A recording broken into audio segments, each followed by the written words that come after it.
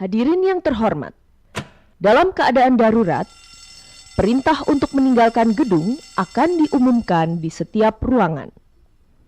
Segera tinggalkan gedung dengan mengikuti instruksi dari petugas tanggap darurat atau petugas evakuasi. Berjalan tenang, jangan panik, dan tidak menggunakan lift. Jangan kembali ke dalam gedung dengan alasan apapun. Tunggu hingga ada pengumuman lebih lanjut. Terima kasih. Para peserta yang berbahagia, pada hari ini Sholat tidak mau melewatkan momen spesial. Dengan bangga, peresmian Yayasan Hari Pariwisata Dunia Indonesia yang akan mengembangkan penyelenggaraan Hari Pariwisata di Indonesia. Berikut, kami perkenalkan susunan organisasi Yayasan Hari Pariwisata Dunia Indonesia. Pembina Ketua, Profesor Dr. Azril Azhari. Anggota, Dr. Martinus Joni Sugiarto. Purnomo Siswo Prasetyo. Pengurus Umum, Dr. Agus Hamdani Kani. Ketua, Martiningsi A. Chandra MSI. Dr. Santi Palupi Ariyanti. Sekretaris, Dr. Ani Wijayanti MMCHE. Bendahara, Zulfikar ST MKKK. Pengawas, Diah Puspitasari MKOM.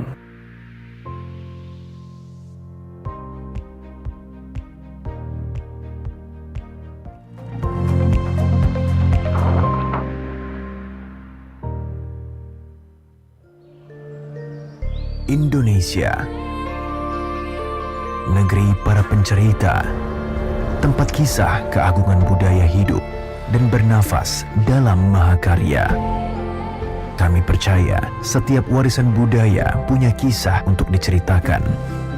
Kami di sini menjaga destinasi budaya dengan sepenuh jiwa, agar ceritanya terus menggema ke seluruh penjuru dunia, menjadi jembatan masa lalu, masa kini, dan masa depan.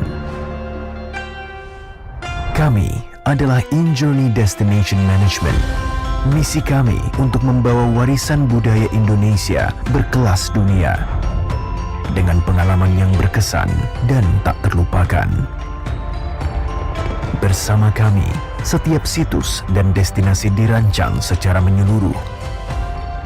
Budaya dilestarikan, pengetahuan diperkaya, dan pariwisata dibuka untuk semua.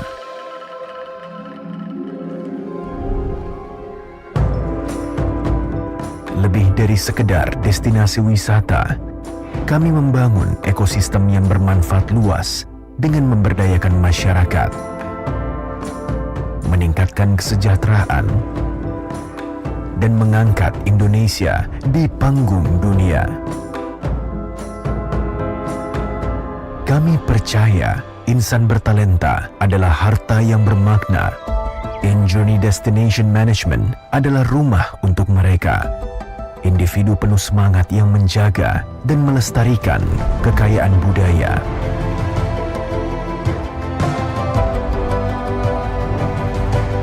Senyum kami adalah jembatan keramah tamahan, dasar dari layanan terbaik yang kami berikan.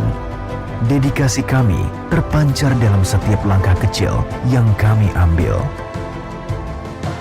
Ke depan, kami akan menghadirkan lebih banyak lagi destinasi untuk dijelajahi, menyingkap potensi tersembunyi Indonesia kepada dunia.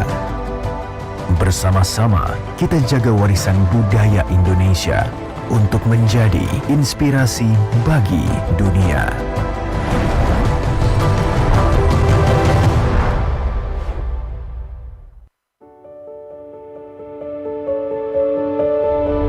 Indonesia, a land of natural beauty and cultural diversity. We are building a new tourism ecosystem, integrating all our assets from airport and cargo services, tourist destination development, heritage and attraction management, hotels, retail management, to international events and our creative industries. We work together in synergy to elevate Indonesia's world-class destinations and bring Indonesia's hospitality to the world. On the horizon, the finest international medical facilities are being prepared in a newly designated Health and Wellness Special Economic Zone in Sanur. InJourney has become the locomotive of Indonesia's economic revival, accelerating the development of 5 new priority tourist destinations, elevating Indonesia's tourism and creating immense economic impact for the nation. This is the power of synergy. This is the beauty of Indonesia.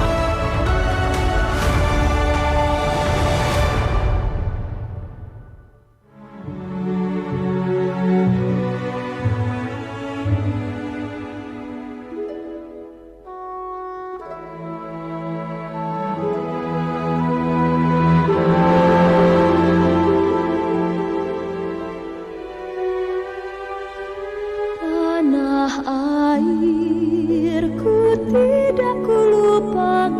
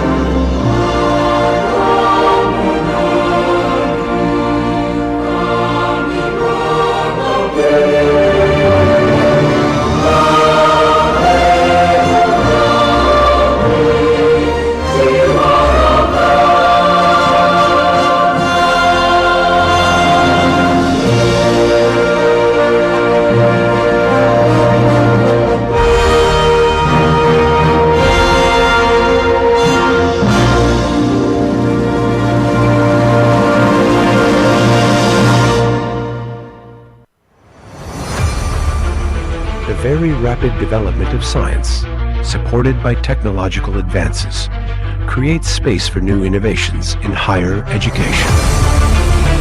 BSI Informatika University, as a leading creative digital campus in Indonesia, is taking rapid steps to innovate in learning activities in its campus environment, so that the quality of higher education on the UBSI campus can be reached by all levels of society for an advanced Indonesia. BSI Informatika University, which is based and has a main campus in Jakarta, has study program campuses outside the main campus.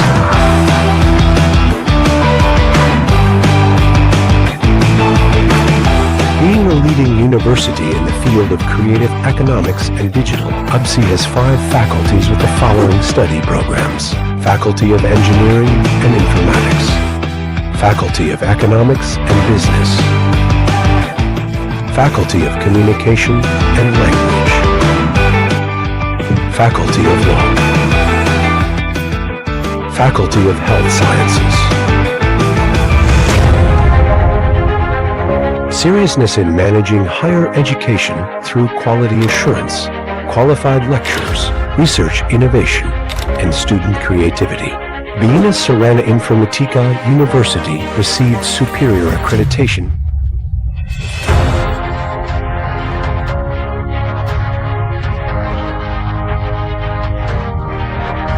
BSI Informatika University national achievements in the Dikteristik Award include: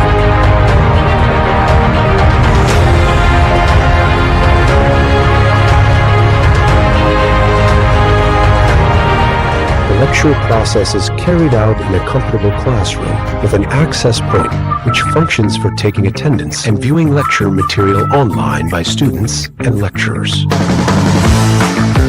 BSI Informatika University has various learning support laboratories, including BSI Informatika University also has many library locations spread throughout campus, with a book collection of up to thousands of books, and the ease of the borrowing process make the UBSI Library one of the favorite locations for BSI students. In supporting student services and maintaining educational quality assurance, UBSI has several bureaus, including: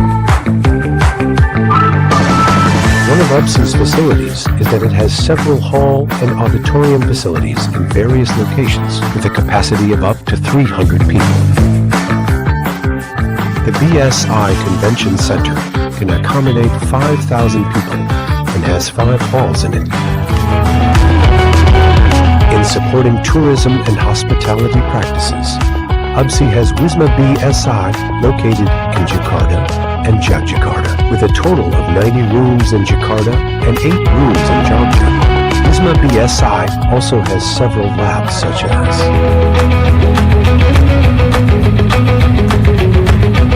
worship facilities such as prayer rooms and mosques, with the Al Firdaus Mosque located at the BSI Informatics University, Jatiwaringin campus. To support non-academic activities, UBSI is also equipped with sports facilities available, including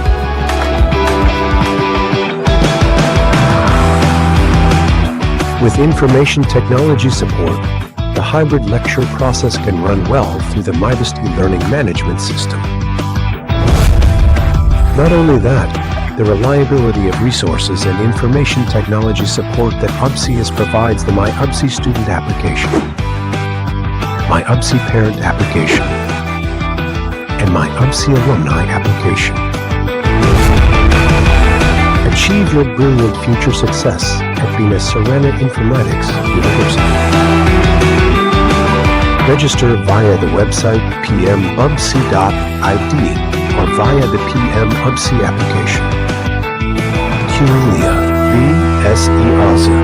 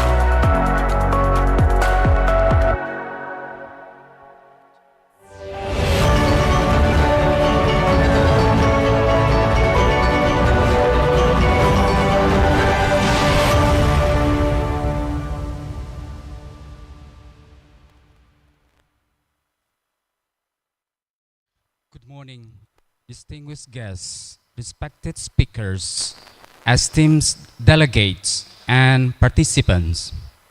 A warm welcome to you all to the first International Conference on Tourism and Hospitality Business, or ICTHB 2025, held in conjunction with the World Tourism Day. This conference is hosted by Universitas Bina Sarana Informatika, collaborated with HP, PATA Indonesia, World Tourism Day, Eljon Indonesia, and Kementerian Pariwisata Republik Indonesia.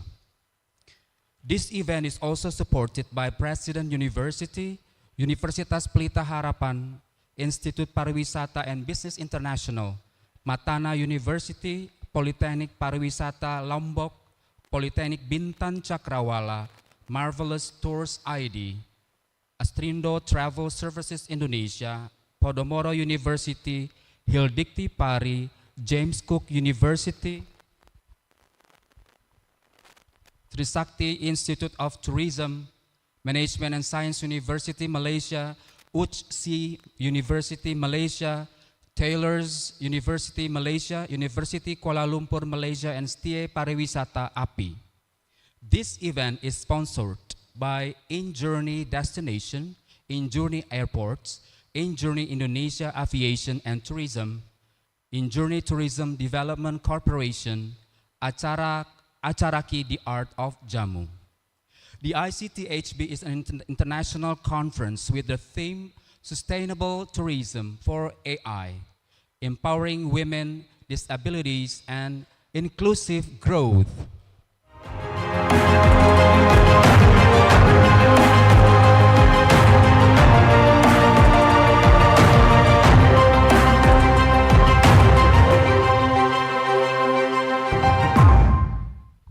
It is an honor to have you all here, ladies and gentlemen, representing countries from across the globe.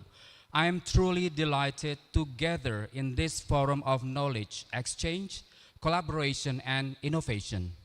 As we heard before the music performance just now, it was played by the students of Bina Sarana Informatika students from hotelier or tourism students study program. Please give applause to them. Thank you. A glance about ICTHB 2025, the International Conference of Tourism Hospitality Business, or ICTHB, is an annual international seminar aimed at providing a platform for exchanging ideas, sharing knowledge, and strengthening collaboration among academics, practitioners, and stakeholders in the fields of tourism, hospitality, and business. Through this seminar, ICTHB aims to highlight innovative practices, policies, and research findings that support sustainable and inclusive tourism. Together, let us take a meaningful step forward, inclusive and sustainable tourism for all. Let me start our program by honoring our distinguished speakers, participants, and all of you for your dedication and enthusiasm to be part of this global gathering.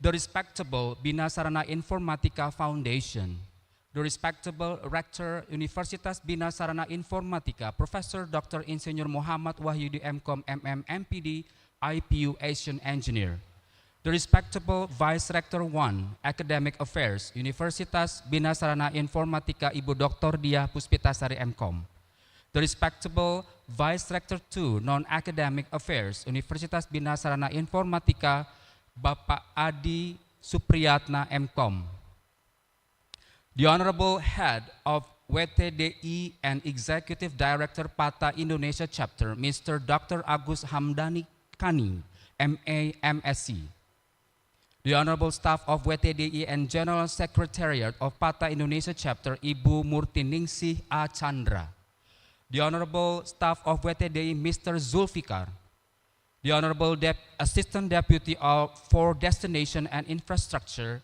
Development at the Ministry of Tourism and Creative Economy, Mr. Muhammad Nurdin. The Honorable Rector of Matana University, Ibu Dr. Melitina Tekwalu, SA, MM, CFP, CHCFA. The Honorable Head of Quality Assurance Agency and Tourism Lecturer at Matana University, Dr. Dernta Entas, SAMM. The Honorable Head of Tourism Study Program of Matana University, Mr. Trian Pradana, STR Par, MPAR. The Honorable Vice General Secretariat of DPP Asita, Ibu Hairani. The Honorable Head of Department of Human Resources Astindo, Mr. Priyadi Abadi Hono. The Honorable Representative of Hotel Santika, Ibu Prita. The Honorable Pata NWTD, Ms. Fisha Bila. The Honorable Pata Daily, Mr. Bobby. The Honorable Representative of Global Islamic School 2 Serpong, Mr. Russell Hilton Williams, BA. The Honorable Director of Lingo Bridge and Study Plus, Mr. Ricky Ghazali, SAMM. The Honorable Representative of Lingo Bridge Teacher, Mr. Bernard Downey Groover, BA. The Honorable Head of Bureaus, Head of Divisions, all deans, all head of study programs, head of teams, lecturers, students of UBSI, and dearest all participants of this conference.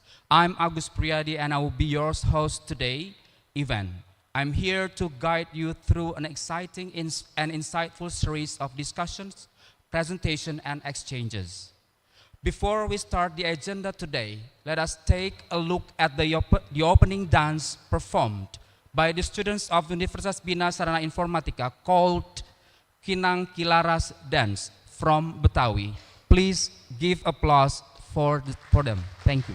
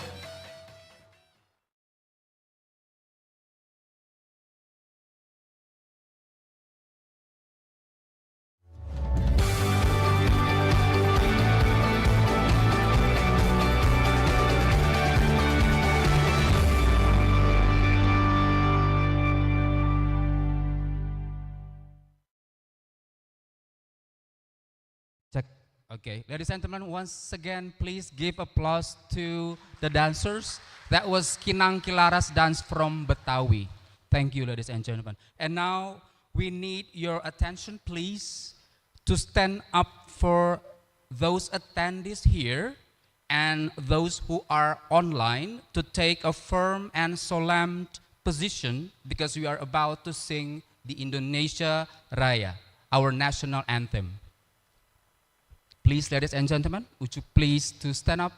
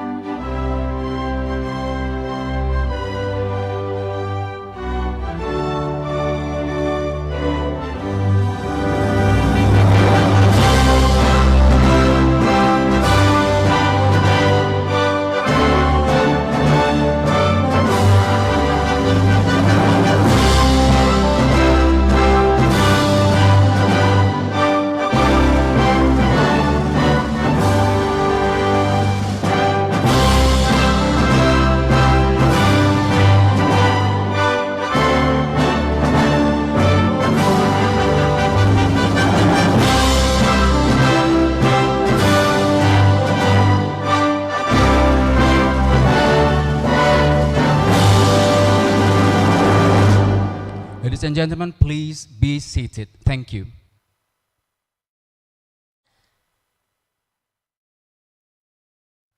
For the welcoming speech, may we invite Ibu Dr. Dia Puspitasari MCom as the Vice Rector 1 of Universitas Bina Sarana Informatika to say a few words to us about this international conference. Ibu Dia Puspitasari MCom, please. Thank you.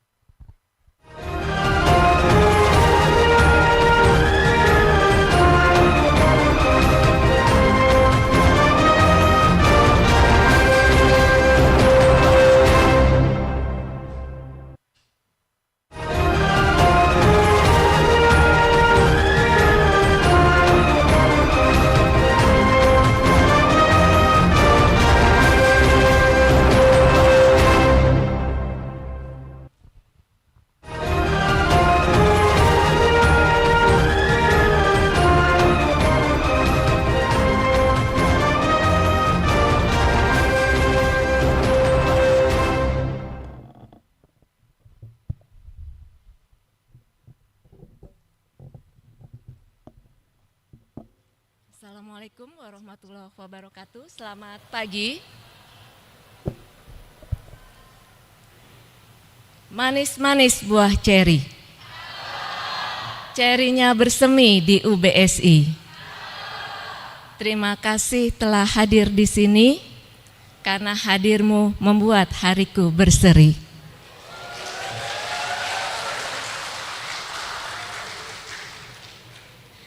Terima kasih kepada seluruh hadirin yang telah berkenan memenuhi undangan kami dalam kegiatan peringatan Hari Pariwisata Internasional. And I will represent Mr. Rektor Profesor Dr. Muhammad Wahyudi, MMM.Com, MPD, IPU, Asian Engineer to read his welcoming speech to all audience. the Honorable Head of the Foundation of Bina Sarana Informatika, respectable Vice Rectors, Deans of Faculties, Head of Bureau, Head of Team, Head of Study Programs, esteemed keynote speaker and distinguished speakers, valuable participants and audience. Assalamualaikum warahmatullahi wabarakatuh. Good morning and very warm welcome to each of you.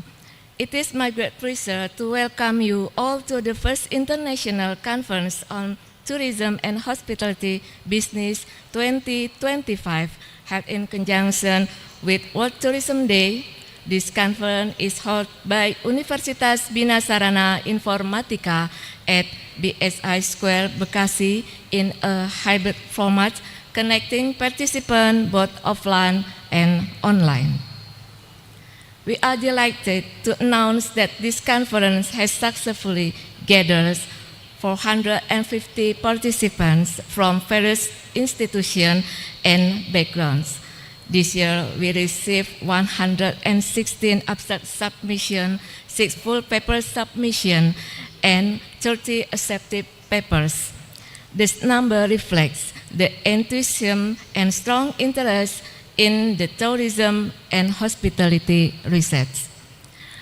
We would like to convey our deepest gratitude to all honorable speakers.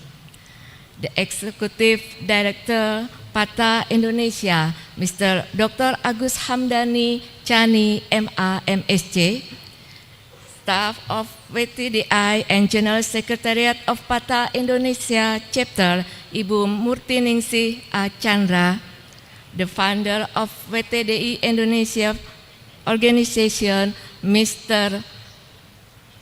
Joni and Mr. Purnomo, staff of WTDI, Mr. Zulfikar, Assistant Deputy of Destination and Infrastructure Development at the Ministry of Tourism and Creative Economy, Mr. Muhammad Nurdin, Head of the Tourism and Culture Office of Bekasi City, Mr. Reynaldi. Keynote speaker, Professor Dr. Dina Mutiara Lemni, Apar MM CHE from Hildikti and Universitas Pelita Harapan. Associate Professor Dr. Ani Wijayanti MM Empar CHE from Universitas Bina Sarana Informatika. Prof. Hera Oktadiana PhD CHE from Griffith University and James Cook University. Professor Dr. Hanafi bin Hamzah from UCSI University, Malaysia. We are also honored to have distinguished speakers from Malaysia and Australia who bring international perspective and expertise to enrich our discussion. Furthermore, we are very pleased to welcome participants who attend offline from several esteemed institutions, including Universitas Pelita Harapan, University of Cambridge, Politeknik Sahid Jakarta, Universitas Prasetya Mulia, Universitas Nasional, Matana University, Universitas Pancasila, Universitas Podomoro, Griffith University, James Cook University, Australia. You present at great value to international gathering.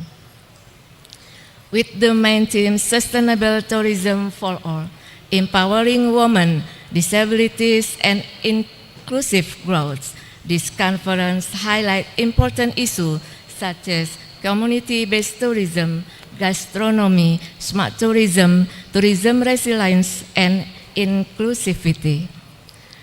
This conference is held in collaboration with PATA Indonesia, World Tourism Day Indonesia, Ikatan Cendekiawan Pariwisata Indonesia, Eljon Indonesia, Kementerian Pariwisata Republik Indonesia, and Dinas Pariwisata Kota Bekasi.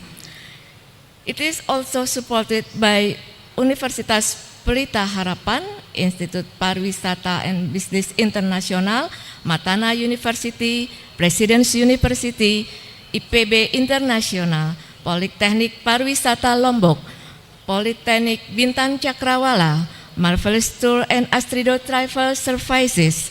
Moreover, this event is proudly sponsored by InJourney Destination Management, InJourney Airports, InJourney Tourism Development Corporation, Acaraki, IPBI, and API Yogyakarta. On behalf of Universitas Bina Sarana Informatika, I would like to extend my deepest gratitude to our foundation, university leaders, our collaborator, and supporter for the dedication and contribution. I would like also to express our sincere appreciation to our sponsors whose valuable support has made this international conference possible. To all participants, whether you are attending offline or online, I encourage you to actively engage, exchange ideas, and build collaboration that will contribute to the development of sustainable and inclusive tourism worldwide. Before I conclude, please allow me to apologize for shortcoming in the organization of this event. We sincerely hope that ICTHB will continue as an annual platform for academics excellence and professional collaboration in the years to come. Once again, thank you for your present collaboration, cooperation, and participation. I wish you have a successful and insightful conference. Thank you. Assalamualaikum warahmatullahi wabarakatuh.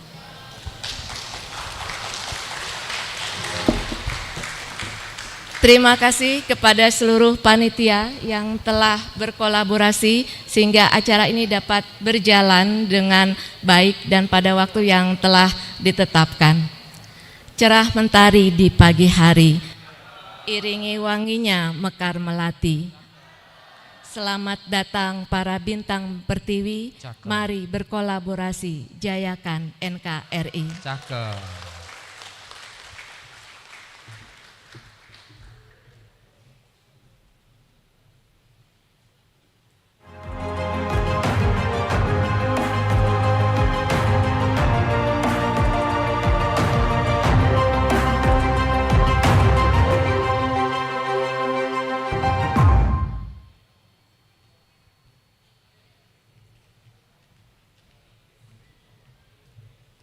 Okay, ladies and gentlemen, for the next welcoming speech, may we invite the Executive Director PATA Indonesia, Mr. Dr. Agus Hamdani Kani, MA MSc, to say a few words to us. Mr. Dr. Agus Kani, MA MSc, please, the stage is yours.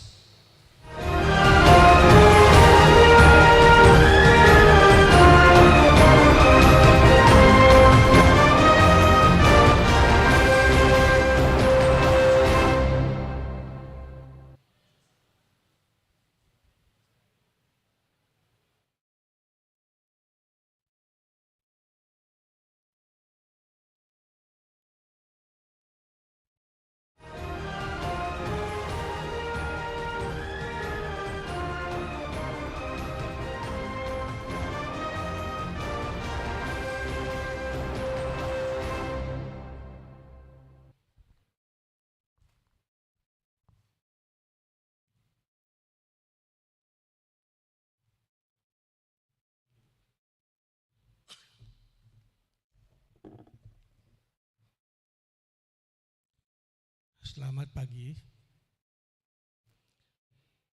Assalamualaikum warahmatullahi wabarakatuh.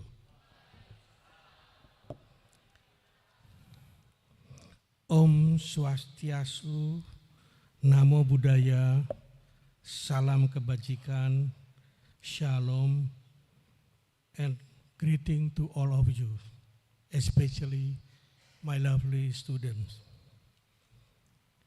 Yang terhormat Bapak Profesor Dr.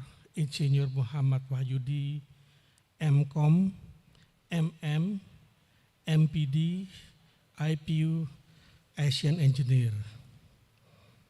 Yang terhormat Vice Rector 1, Dr. Diah Puspitasari, MCom. Vice Rector 2, Mr. Adi Supriyatna, MCom. Conference Chairs,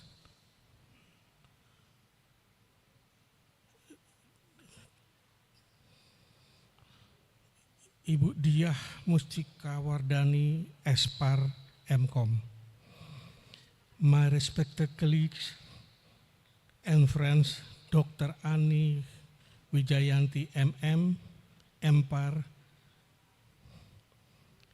Ibu Ningsih Chandra, BSI, MSc, Ibu Dr. Santi Palupi, MM, Bapak Dr. Zulkifar, MKKK, my respected rector from Matana University, welcome to this event, Ibu Dr. Melitina Tekol Calu, SEMM. Terima kasih Ibu for coming. So on behalf of World Tourism Days Indonesia Foundation and PATA Indonesia, it is my great honors to welcome you to the World Tourism Day 2025 celebration and the first international conference on tourism and hospitality business. So thank you everyone for coming to this event, to the BSI campus. World Tourism Days remind us of tourism's vital role, not only as an economic driver, but also as a bridge for cultural understanding and global cooperation. This year, under the global theme, Tourism and Sustainable Transformation, Indonesia proudly highlight our national theme, Sustainable Tourism for All, Empowering Women, Disabilities, and Inclusive Growth. So a truly sustainable transformation must be inclusive, empowering women, supporting persons with disabilities to participate fully, and ensuring growth uplift communities' equitability. As the global industries transform, Indonesia is committed to a leading with sustainability and inclusivity at the core. Today's conference, unless academic, policymakers, industry leaders, and community voices, this diversity reflects our belief that the collaboration is the foundation of transformation for all. I extend my deepest gratitude to our partners, sponsors, especially to Universitas Bina Sarana Informatika, as a co-host and to welcome us to this event. Let us today to discuss, challenge and celebrate achievement and to forego lasting partnership. Together we can ensure that the tourism in Indonesia and the world remain inclusive, resilience and transformation for generations to come. On behalf World Tourism Day Indonesia and PATA Indonesia chapters and Universitas Bina Sarana Indonesia to welcome to this conference. Happy World Tourism Days in Indonesia. Terima kasih. Wassalamualaikum warahmatullahi wabarakatuh.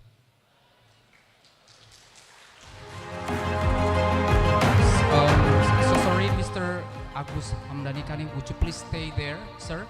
Yes, on the Zoom, or on the stage, because we are going to confer a placard. Yes, I would like to invite Ibu Dr. Diah Puspitasari, MCom. Would you please, Miss, come forward here on the stage, because we are going to confer a placard, ma'am. Yep.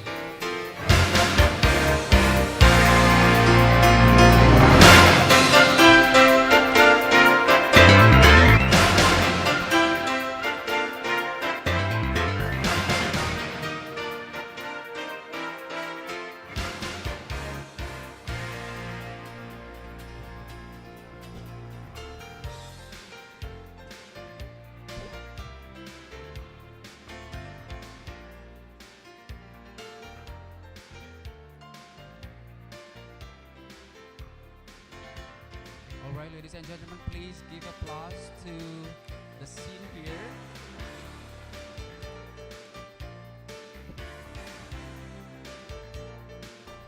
Thank you very much, Ibu Dr. Dia Puspitasari and Bapak Dr. Agus Hamdani Kani. To take a picture, sir? Would you like to take a picture already? Thank you, Ibu Dr. Dia Puspitasari and Dr. Agus Hamdani Kani. Oh, right.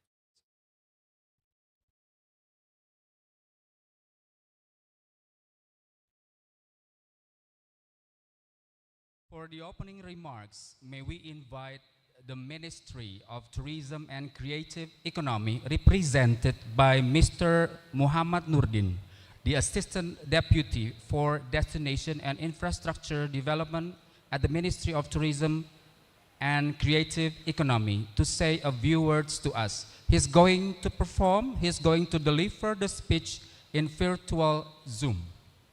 Let us visualize here. Hello, sir. Halo, selamat Yes. pagi. Selamat pagi, sir. Please, the screen is yours, sir. Thank you. Baik, terima kasih. Mohon izin saya memakai bahasa Indonesia. Assalamualaikum warahmatullahi wabarakatuh. Salam sejahtera untuk kita semua. Om Swastiastu, Shalom, Namo Buddhaya, salam kebijakan. Salam kebajikan, salam Indonesia maju, salam Indonesia sehat penuh semangat. Yang saya hormati, Bapak Profesor Dr. Insinyur Muhammad Wahyudi, Rektor Universitas Bina Sarana Informatika, Kampus Bekasi. Yang saya hormati, Profesor Dr. Azril Azhari, Ketua Umum Ikatan Cendekiawan Pariwisata Indonesia. Yang kami hormati, Bapak Ibu Dewan Guru Besar Universitas Bina Sarana Informatika, Bapak Kepala Dinas Pariwisata dan Kebudayaan Kota Bekasi, segenap Civitas Akademika Universitas Bina Sarana Informatika, serta hadirin yang berbahagia dan kami muliakan yang tidak bisa kami sebutkan satu persatu. Bapak Ibu hadirin sekalian yang berbahagia, pertama-tama izinkan saya menyampaikan permohonan maaf dari Ibu Menteri Pariwisata yang tidak dapat hadir pada pagi hari ini karena pada waktu yang bersamaan beliau harus menghadiri peringatan World Tourism Day bersama UN Tourism di Melaka, Malaysia.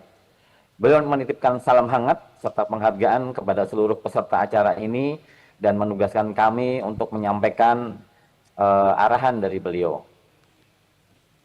Pada kesempatan istimewa ini, izinkan saya menyampaikan apresiasi dan terima kasih yang sebesar-besarnya kepada Yayasan Hari Pariwisata Dunia Indonesia yang bekerjasama dengan Universitas Bina Sarana Informatika, Pacific Asia Travel Association, dan Ikatan Cendekiawan Pariwisata Indonesia atas penyelenggaraan World Tourism Day 2025 yang terintegrasi dengan the first International Conference on Tourism and Hospitality Business.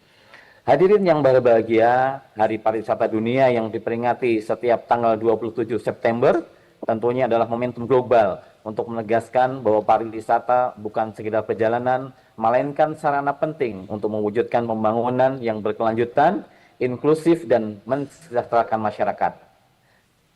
Tema hari ini adalah Sustainable Tourism for All, Empowering Women, Disabilities, and Inclusive Growth, tentunya selaras dengan tema besar World Tourism Day 2025, yaitu Tourism and Sustainable Transformation.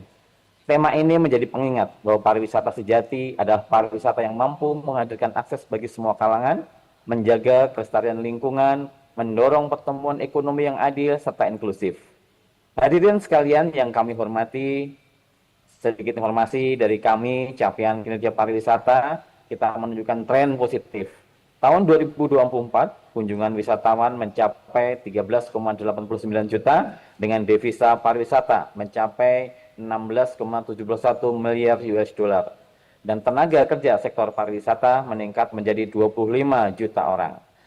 Tentunya ke depan, target 2026 menantang sekaligus kita harus optimis. Kunjungan wisatawan mencapai 16 hingga 17,6 juta. Devisa kita harapkan hingga mencapai 24,7 miliar US dollar. Dan kontribusi PDB pariwisata 4,6 hingga 4,7%. Ini tentunya membuktikan bahwa pariwisata Indonesia semakin tangguh sebagai penggerak ekonomi nasional dan pencipta lapangan kerja. Dapat kami informasikan, program unggulan pariwisata di 2025 menegaskan transformasi sektor ini melalui 5 langkah strategis. Gerakan pariwisata bersih untuk kebersihan dan sanitasi, kemudian Tourism 5.0 berbasis AI, dan digitalisasi pemasaran. Pengembangan pariwisata naik kelas dengan daya tarik kuliner, bahari, wellness, penyelenggaraan event berkelas dunia dengan kekhasan IP Indonesia, serta penguatan desa wisata atau kampung wisata sebagai penggerak ekonomi dan pemerataan pembangunan. Inisiatif ini menempatkan Indonesia sebagai destinasi berdaya saing global yang inovatif dan berkelanjutan. Bapak Ibu yang kami hormati, program unggulan Deputi Bidang Pengembangan Destinasi dan Infrastruktur di tahun 2025 menitikberatkan pada 6 prioritas. Gerakan wisata bersih untuk meningkatkan daya saing destinasi, penguatan desa wisata atau kampung wisata yang berbasis pemberdayaan masyarakat, akselerasi 3A, guna memperbaiki amenitas dan aksesibilitas, pengembangan produk pariwisata berbasis gastronomi, marine, dan wellness.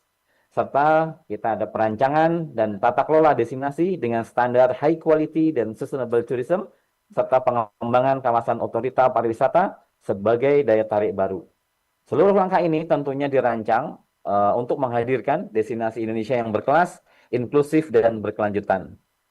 Hadirin yang saya hormati dan kami muliakan, momentum hari ini, Hari Pariwisata ini tentu marilah kita berkolaborasi. Kita satukan visi, riset, inovasi, dan kebijakan menjadi ekosistem yang menghadirkan pariwisata yang lebih ramah lingkungan. Dengan kolaborasi yang sangat erat, pariwisata tidak hanya menjadi mesin pertumbuhan ekonomi, tetapi juga menjadi sarana pemberdayaan masyarakat dan pelestarian bumi. Di saat yang sama, kita perlu juga menyiapkan generasi penerus yang tangguh.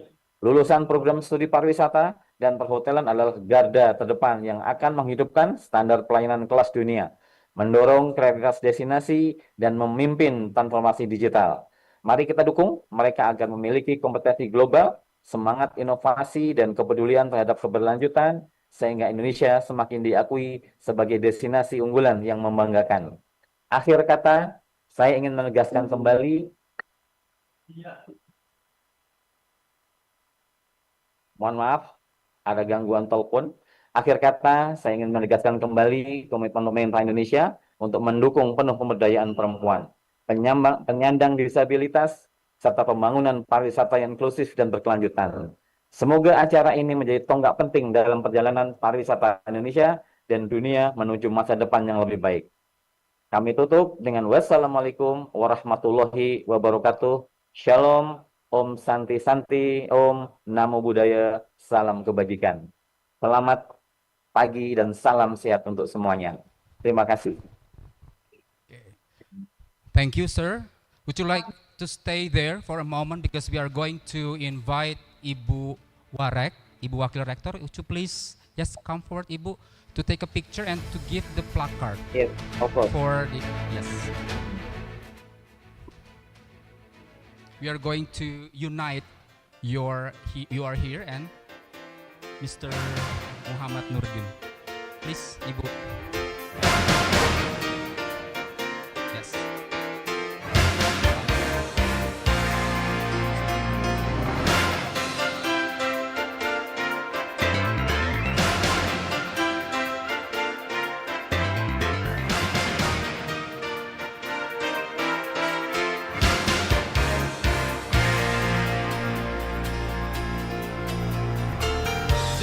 Cukup? Okay. Yes. Thank you very much, Ibu. Thank you, Mr. Nurdin.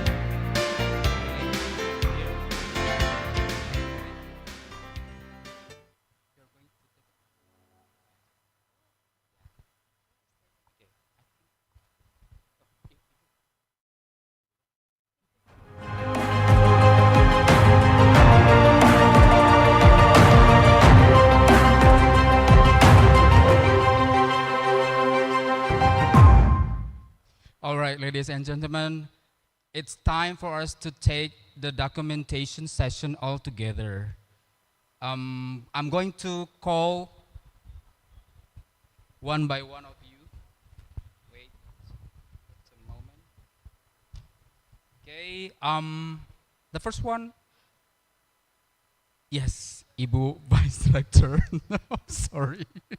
Ibu Vice Rector 1, Ibu Dr. Dia Puspitasari MCom, and then Bapak our Vice Rector 2 non-academic Bapak Adi Supriyatna, and then Head of WTDI and Executive Director PATA Indonesia Mr. Dr. Agus Hamdani Kani, and then next Staff of WTDI and General Secretariat of PATA Indonesia Ibu Murti Ningsih Achandra, then Staff of WTDI Mr. Zulfikar, then the Assistant Deputy of Rector of Matana University Ibu Dr. Melitina Tekwalu, and then Head of the Quality Assurance Agency and Tourism Lecturer Dr. Denta Entas, Head of Tourism Study Program of Matana University, Mr. Trian Pradana, and then Vice General Secretariat of DPP Asita, Ibu Hairani, Head of Department on Human Resources Astindo, Mr. Priyadi Abadihono, the representative of Hotel Santika, Ibu Prita, PATA and WTD, Miss Fishabila, PATA Daily, Mr. Bobby, the representative of Global Islamic School 2 Serpong, Mr. Russell Hilton Williams, the Director of Lingo Bridge and Study Plus, Mr. Ricky Ghazali, the representative of Lingo Bridge teacher, Mr. Bernard Downey Grover. Please, ladies and gentlemen.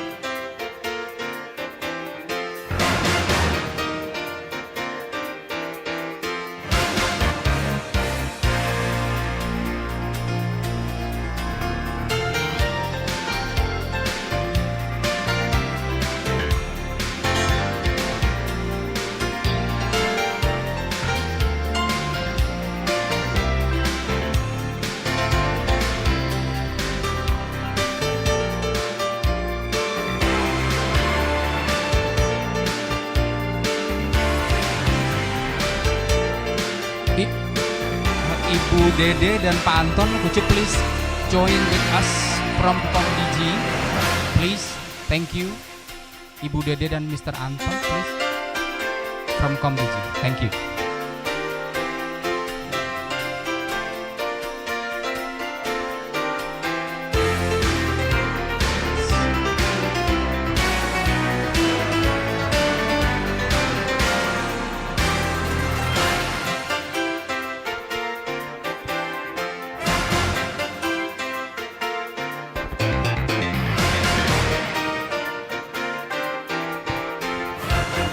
All right, the instruction is from me.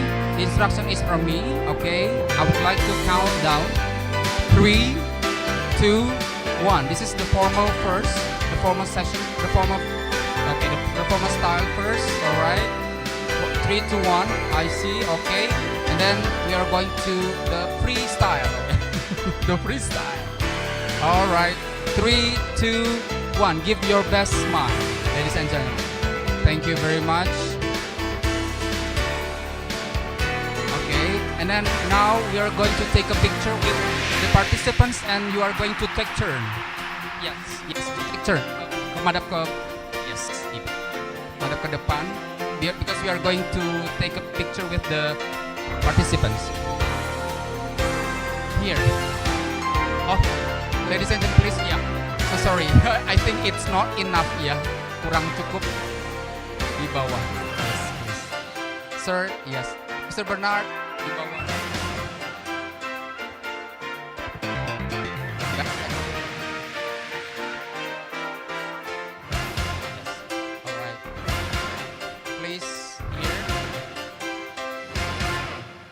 Iya, nggak kebagian kalau di atas, nggak cukup. Ladies and gentlemen, would you like to stand up for a while because we are going to take a picture with the VIP guests. Thank you. Yes. Guys, ladies and gentlemen, please stand up. Yes. Thank you. Oke, di instruction aba-aba dari saya. Ready? 3, 2, 1. Okay, for the formal style, 3, 2, 1, and then okay, done. Now the freestyle, gaya bebas, Bapak Ibu. Yes, okay. 3, 2, 1. Thank you very much. Okay, ladies and gentlemen, you may be seated. You will return to your seat. Thank you very much.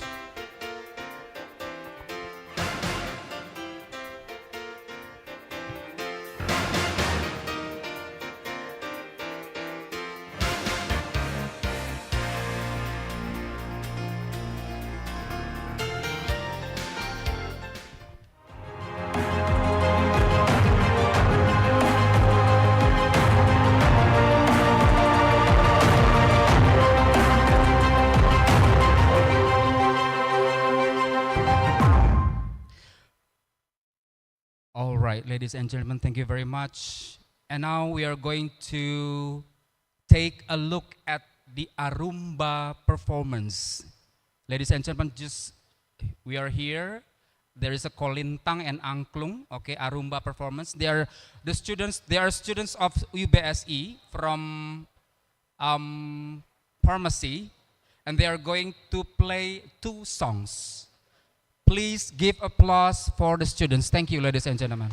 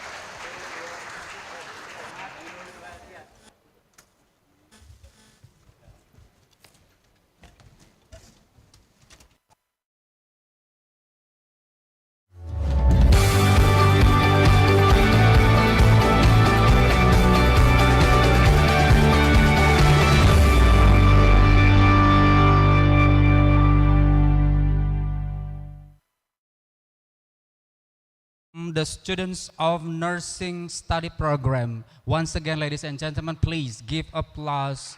That was stunning. Okay, let's see now, ladies and gentlemen, let us proceed with the session of academic discussion with the keynote speakers. And this session will be led by Mr. Jimmy as the moderator. Mr. Jimmy, please, the stage is yours.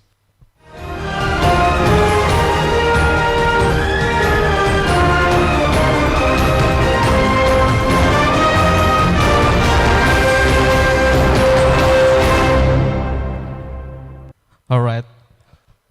Good morning, everybody.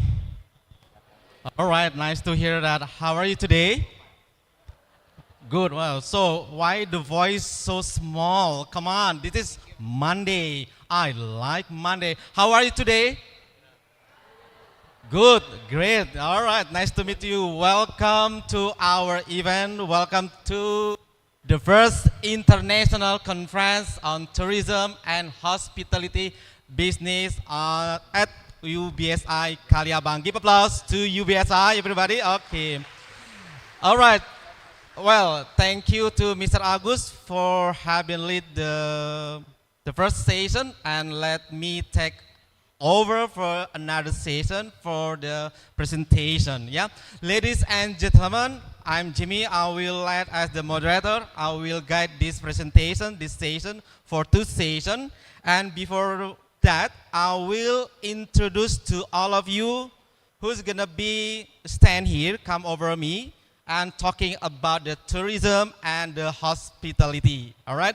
The first one, there will be Professor Hera Oktadiana, PhD, CHE, Griffith University and James Cook University, Australia, Trisakti Institute of Tourism, founder Muslim woman in tourism and hospitality. The second one, Associated Professor Dr. Ani Wijayanti, MPAR, CHE. She is a Dean of Faculty Economy and Business, UBSI. So without overdue, ladies and gentlemen, let's see and watch their video profile, please. Dr. Hera Oktadiana. Dr. Oktadiana is a leading voice in global tourism research and education, holding a PhD from the Hong Kong Polytechnic University and the distinction of being a certified hospitality educator. Her academic influence spans continents. She is a postgraduate academic at the Trisakti Institute of Tourism in Indonesia, while simultaneously serving as an adjunct associate professor at Griffith University and James Cook University in Australia, and an adjunct professor at the University of Brogia. A visionary leader, Dr. Oktadiana is the founder of 2 key initiatives, Muslim Women in Tourism and Hospitality with and the Halal, Sustainability, and Inclusive Tourism Hussain Forum. Her research contributions are vast, focusing on critical areas such as Muslim tourist behavior, halal tourism, sustainability, and inclusive tourism. Her impactful work has earned prestigious academic awards, including recognition from the Ministry of Research and Technology of the Republic of Indonesia and the Council for Australasian Tourism and Hospitality Education, COTH. As an active member of the editorial boards for renowned Q1 and Q2 international tourism journals, Dr. Oktadiana continues to shape the future of the field. Please join me in welcoming Dr. Hera Oktadiana. Our second speaker for today's session is a distinguished figure in business and tourism education. Please welcome Dr. Ani Wijayanti, Dean of the Faculty of Economics and Business at UBSI Bina Sarana, Informatika University. Dr. Wijayanti is not only a seasoned academic, but also a highly credentialed expert in the hospitality field, holding the prestigious Certified Hospitality Educator CHE designation. Her educational background is exceptionally comprehensive, including a doctoral degree in tourism studies from Gajah Mada University. This rigorous focus has given her deep expertise in tourism management and the economic dynamics of the sector.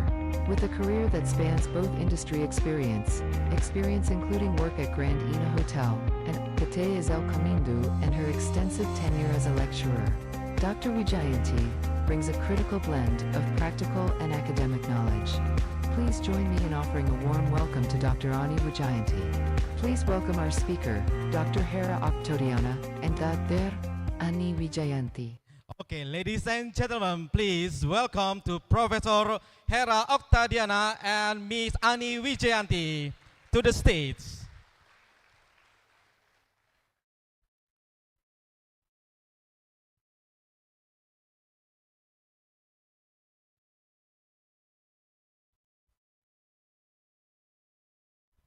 Okay, Professor, you may sit here. All right, okay, and Ma'am Annie, all right, okay. Well, wow. Professor Hera and Ma'am Annie, okay, thank you for to spend your time here. And you know, this is very interesting topic to be shared with all the maybe students and our campuses and all the partnership of UBSI. Okay, before Prof. Hera and Ma'am Annie continue the presentation, here the rule. Okay, I will give the speaker will be presented around 15 minutes, ma'am. Okay, 15 minutes. After finish, it's Professor Hera and Ma'am Annie will be continued to, as usual, Q&A, whether from the moderator or from the participant. Okay, Prof. Hera, you are lucky to be number one to present your discussion. Ready? All right, okay, 15 minutes. Ladies and gentlemen, please welcome Professor Hera. Please, the stage is yours. You better stand up and explain it. Okay, it's okay. All right, okay.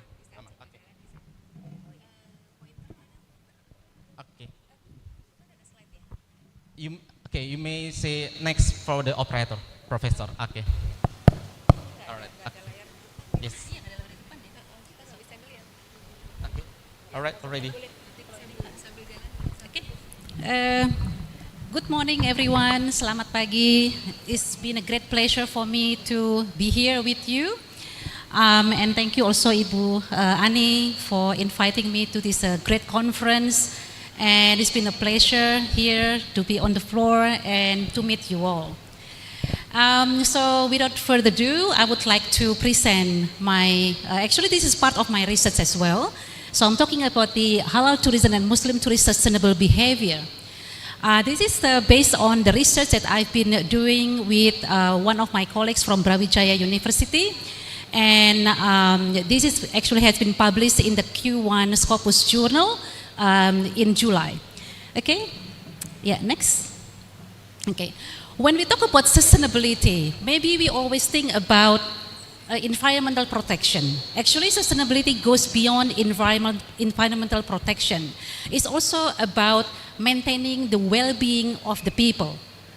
All right, so if you can see in here, sustainable tourism is also promote the physical wellness, the emotional wellness, the spiritual growth, intellectual growth, also the social wellness. For example, when we walk, when we, let's say, biking in the destination, we are not only maintaining our own health, we also look after the environment.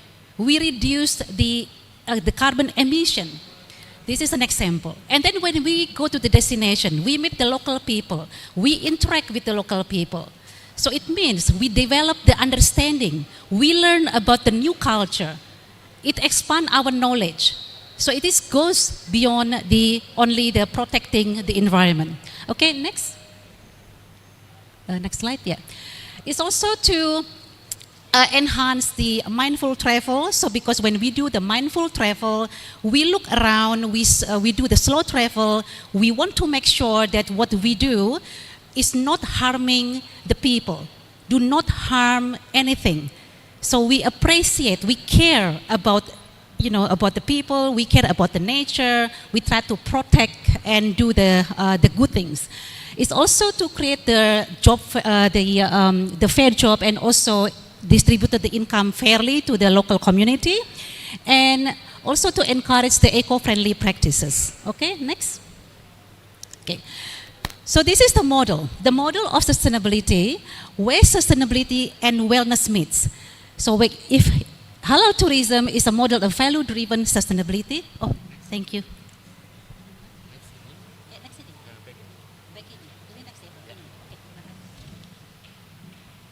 Thank you. I think it's easier. Yeah. Okay, so travel in Islam has been encouraged for a long time. So you can see in here, in Islam, travel is for reflection, for learning, and for the growth. And when we talk about halal tourism, actually it's about promoting the ethical, sustainable, and inclusivity in traveling. It is actually related to the Maqasid al-Sharia, or the higher objective of the Islamic laws, which focuses on the sustainability, focuses on the human well-being, and also to protect the environment, because we human, we act as the Khalifa, right? So the Khalifa is to maintain the planet, our planet, our world. Okay.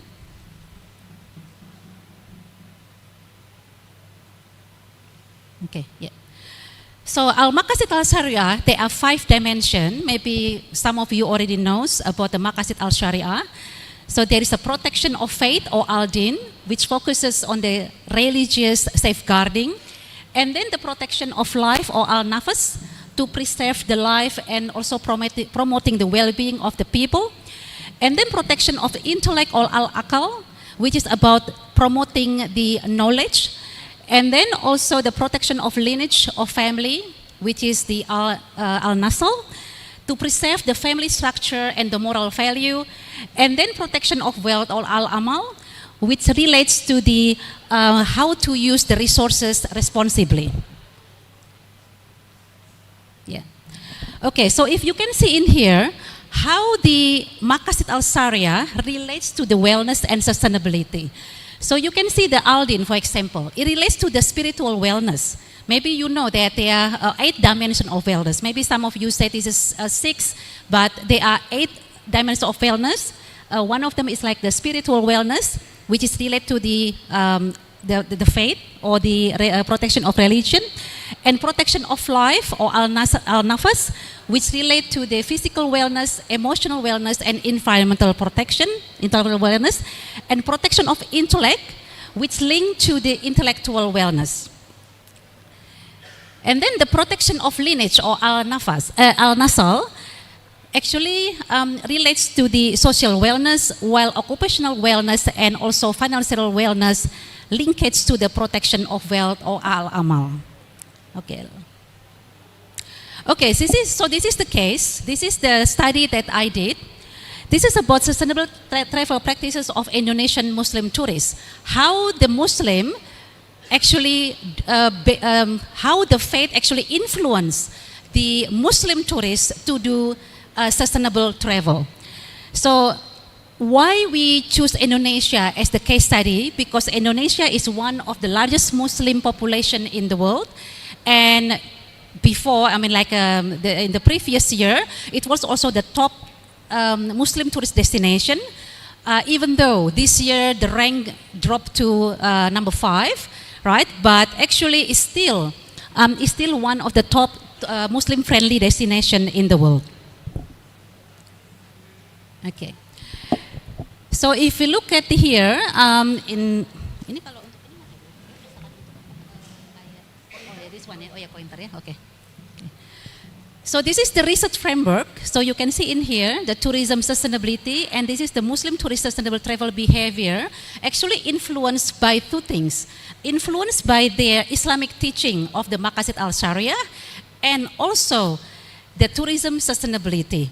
So those 2 elements actually influence the sustainable travel behavior of the Muslim tourists. Yeah.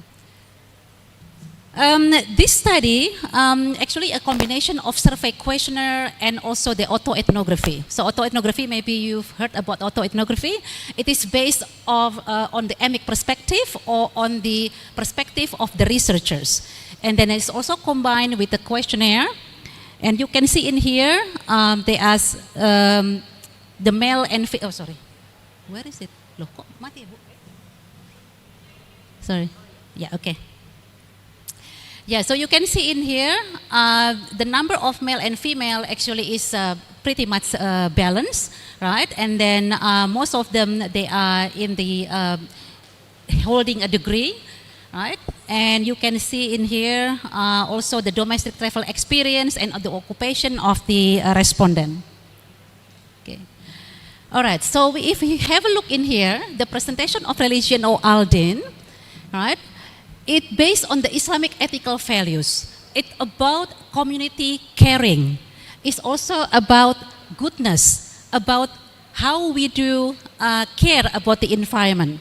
It's about lawful conduct, which is actually all based on the Islamic teaching, and then also the worshipping. So, for example, based on the study, based on the questionnaire, the Muslim tourists, they said they are doing how the religion, the preservation of religion impact their behavior through their cleanliness and also, let's say, to follow the rules to protect the environment, care about the local people, and then support the local people. This is only the example. And then the preservation of al-nafas, or the of life, is related to the environmental protection and then also safeguard for the future generation. So when the Muslim tourists, they go to the destination, they also think how we can care about the environment for the future generation. So not only thinking about us, about the present, but also for the future, which is actually, it relates a lot with the regenerative tourism. Because when we are doing regenerative tourism, it's not only about avoiding the harm at the current moment or preventing the harm, but also we want to do the regrowth. We want to think, how can the future generation have benefits from what we are doing today? So this is an example of the action done by the Muslim tourists. For example, they reduce the consumption. They also compensate for the environmental footprint, and they also mention they are willing to spend more to help the local and to also to protect the environment. And also they prefer walking to minimize the car usage and choose hotels that promote the sustainability practices. And then for the preservation of intellect, or the al-akal, is about education, awareness, and also responsible behavior for the intellectual growth and development. So the Muslim tourists, the findings said that they are willing to mingle with the community, to engage with the community, to learn what the community are doing. They want to, when they visit the destination, they're not only just visiting, take photos, and leave, but they also want to know what the community are doing. They want to interact with the community. They want to learn about the culture, which is also actually aligned as well with the Al-Din, because in the Muslim, it is also ibadah, right? Ibadah is also to maintain relationship with other people. Because when we are traveling, we are not only do relaxation, we are not only about doing leisure for our own benefit, but we also learn about other people. That's also written actually in the Quran, that we are encouraged to travel to learn about other people. So we understand, so we can respect, we can have respect, we can have a mutual relationship. And then, and then for the preservation of posterity or al-nasal, it relates to the healthy environment and society.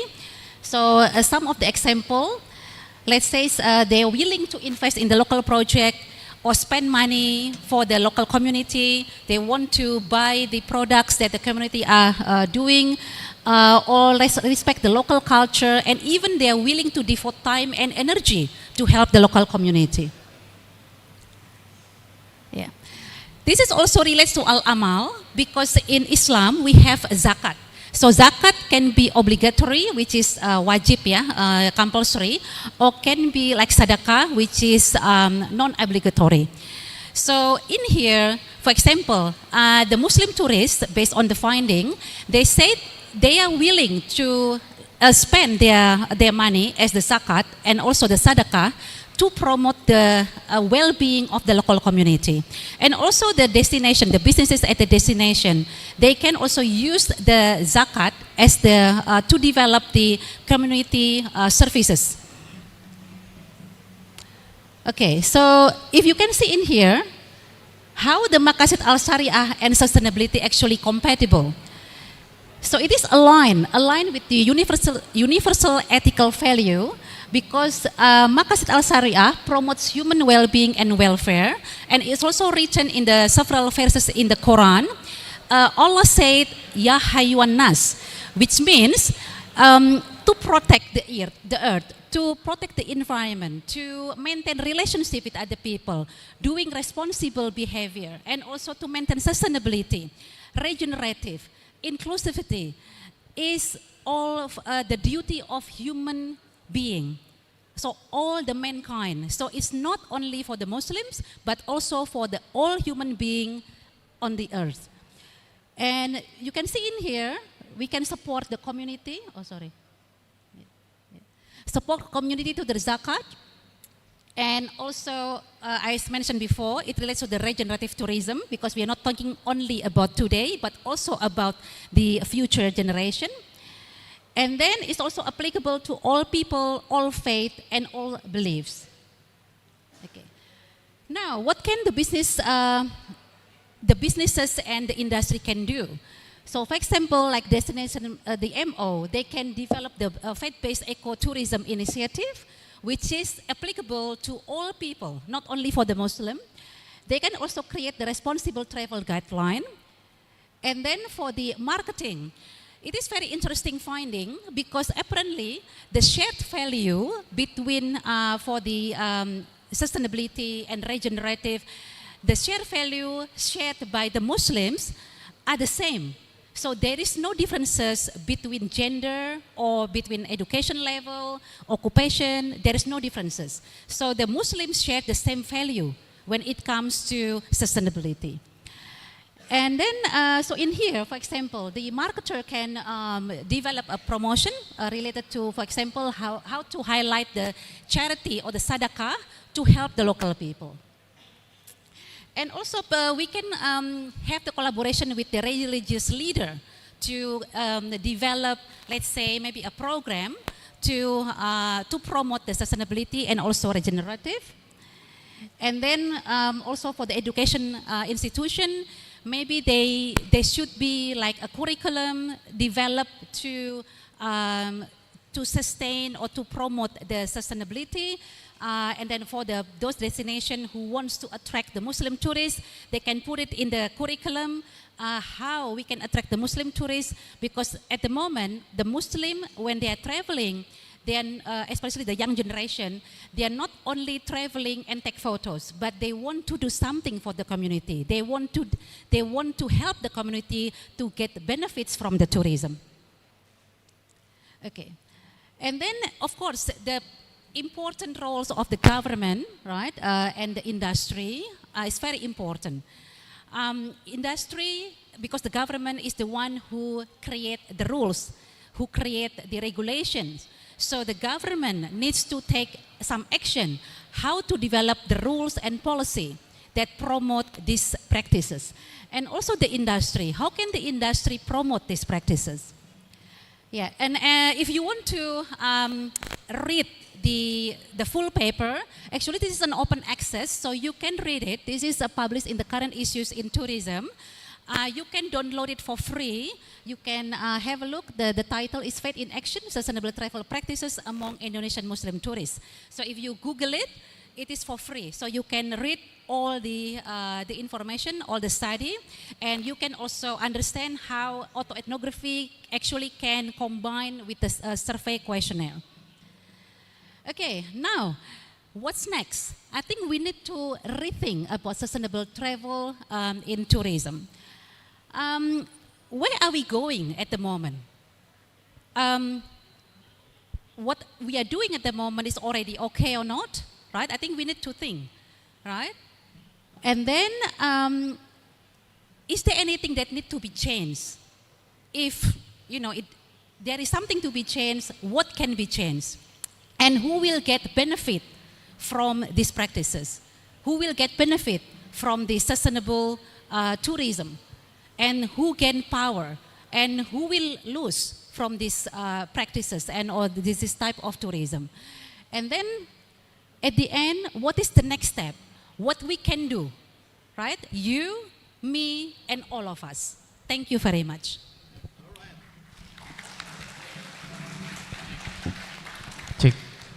All right, thank you, Professor, for the nice presentation. Of course, this topic will bring us a new insight in hospitality and the tourism. All right, ladies and gentlemen, if you have some question that you would like to confirm, to deliver, please hold. You may take a note for the moment, and you may deliver it in time of question and answer. So let's move on to the second presenter. Please welcome to Ms. Ani Wijayanti, and you time 50 minutes. The screen is yours. Thank you. Okay, thank you, Mr. Jimmy.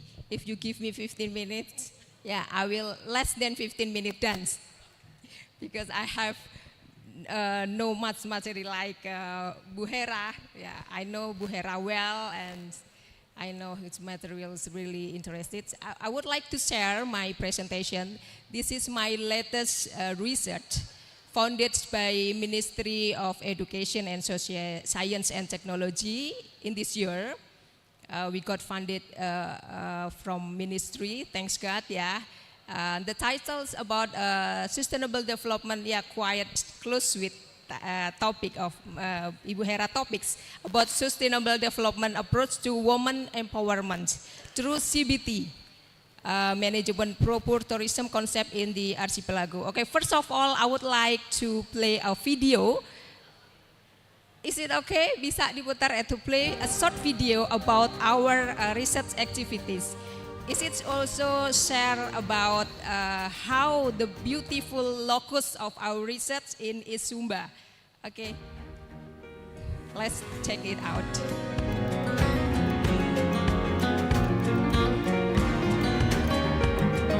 This is our research activity in Sumba.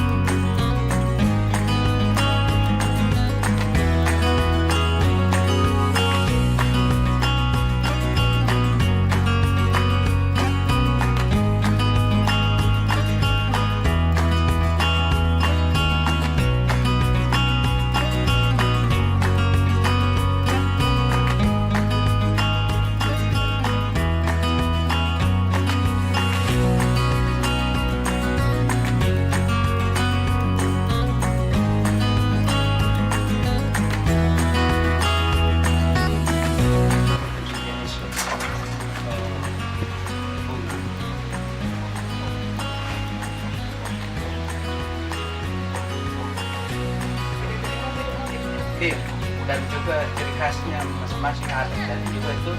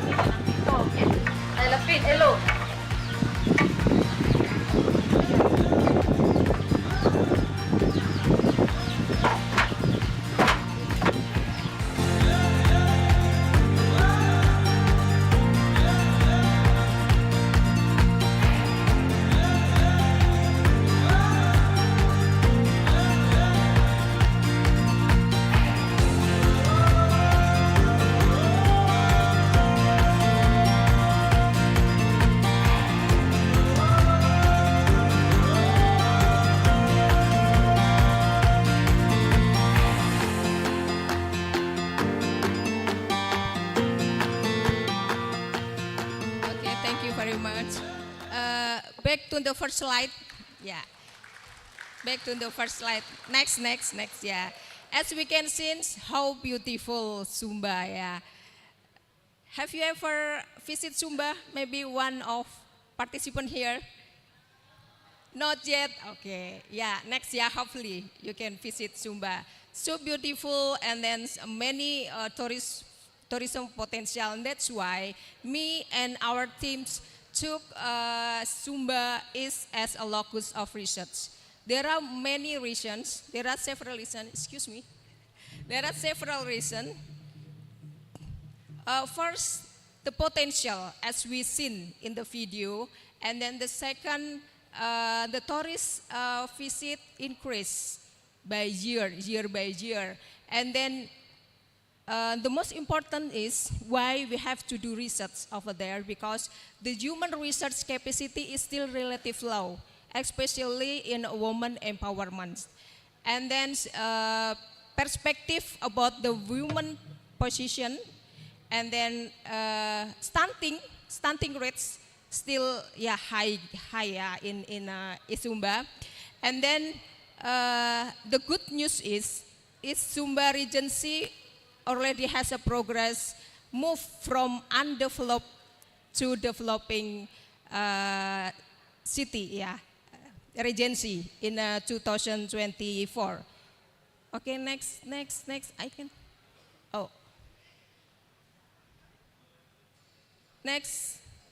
Kayaknya perlu dibantu dari operator saja. High touch somehow, yeah. Okay. Now this is a sample of potential in Sumba, and then how? Oh, okay. Next, please. Dibantu aja deh, Mas. Next, please. Yeah. Okay, this is the number of tourist visit in Sumba. We can see that the tourism visits, quite increase, especially for domestic tourists. Yeah, we still have a task force to improve the number of foreign tourists, but we can see year by year the tourist visit always increase. That's why we have to to improve, to develop, to manage tourism potential. And then next, we can see also the data, the population data. That's why we pick up women empowerment as a topic, because we can see in here the number of women, family worker, unpaid worker, still in high number, especially for female, and this one, 64,630, huge number. It means that we have a huge number of human resource that we have to push to contribute to the tourism management. This is why women empowerment less contribute in tourism industry, because in Sumba they still have a perspective. We know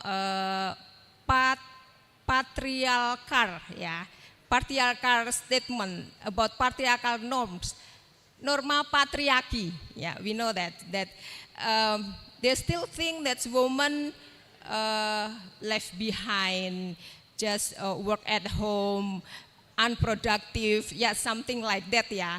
It's really strong issue in Sumba, and in fact, women in Sumba have many skills, such like create tenun. Everybody know tenun. There are so many expensive and unique tenun in Sumba, created by a woman over there. So that's why we need to push woman empowerment or woman contribution in industry, in tourism industry especially.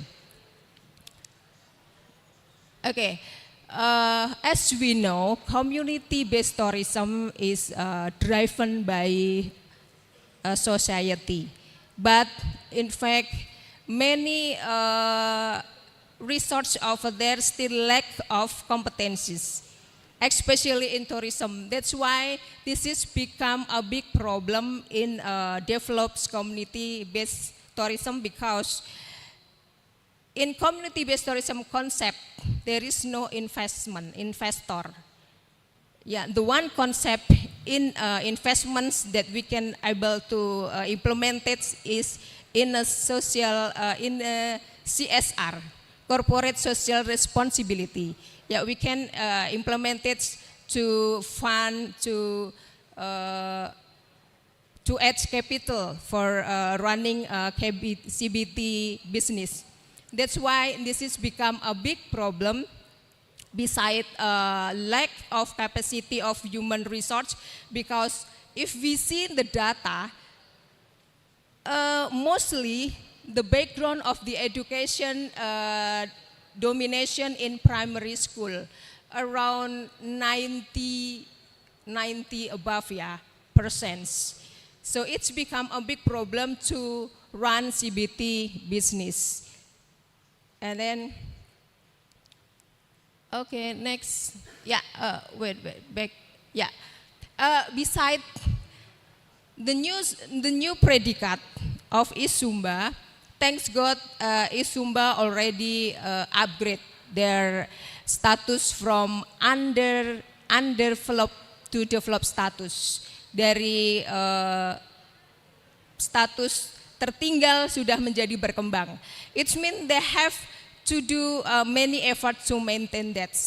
It is not easy to maintain the new status, to grow, become better.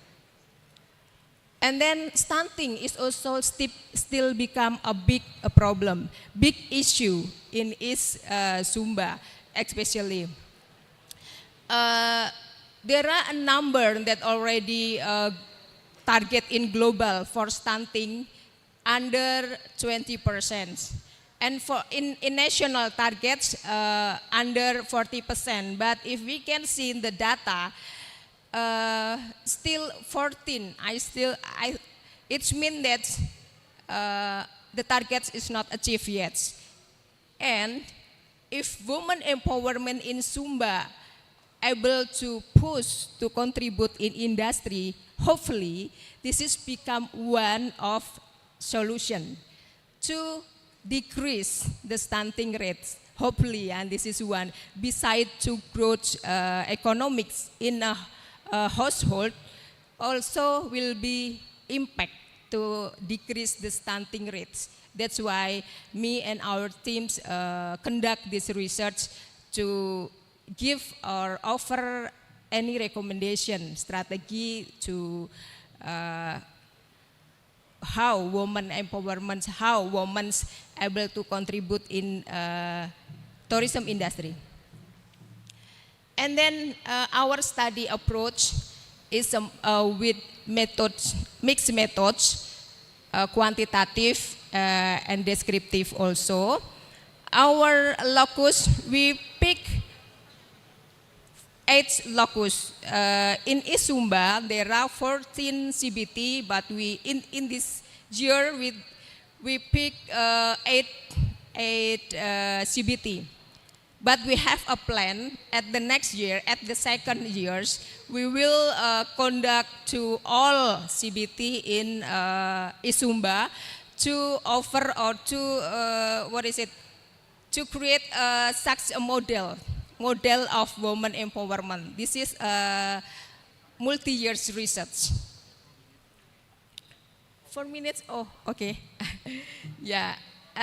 Okay, I will make it quick, yeah. Okay, maybe I will. Yeah, this is the analysis data. We use this is a new method for me, yeah. To analyze way first BTS, yeah. This is not a music group, yeah, BTS, yeah. BTS is Barometer Tourism Sustainability and AMOBA of Tourism Sustainability Indicator. BTS indicates the comprehensive sustainable level of human system. So we use two system, the human system and ecosystem, and then each system have like how many? 4 dimension, and have about 32 indicators. That's our indicators, that's our instruments that we use to design our questionnaire to collect the data. Okay, this is, oh sorry, back, no. Okay, this, kok nggak bisa mas? Balik ke yang tadi ke data, back to the data slide please. Oh ya, okay next. Okay. This is the data from the questionnaire that already filled out by the respondents.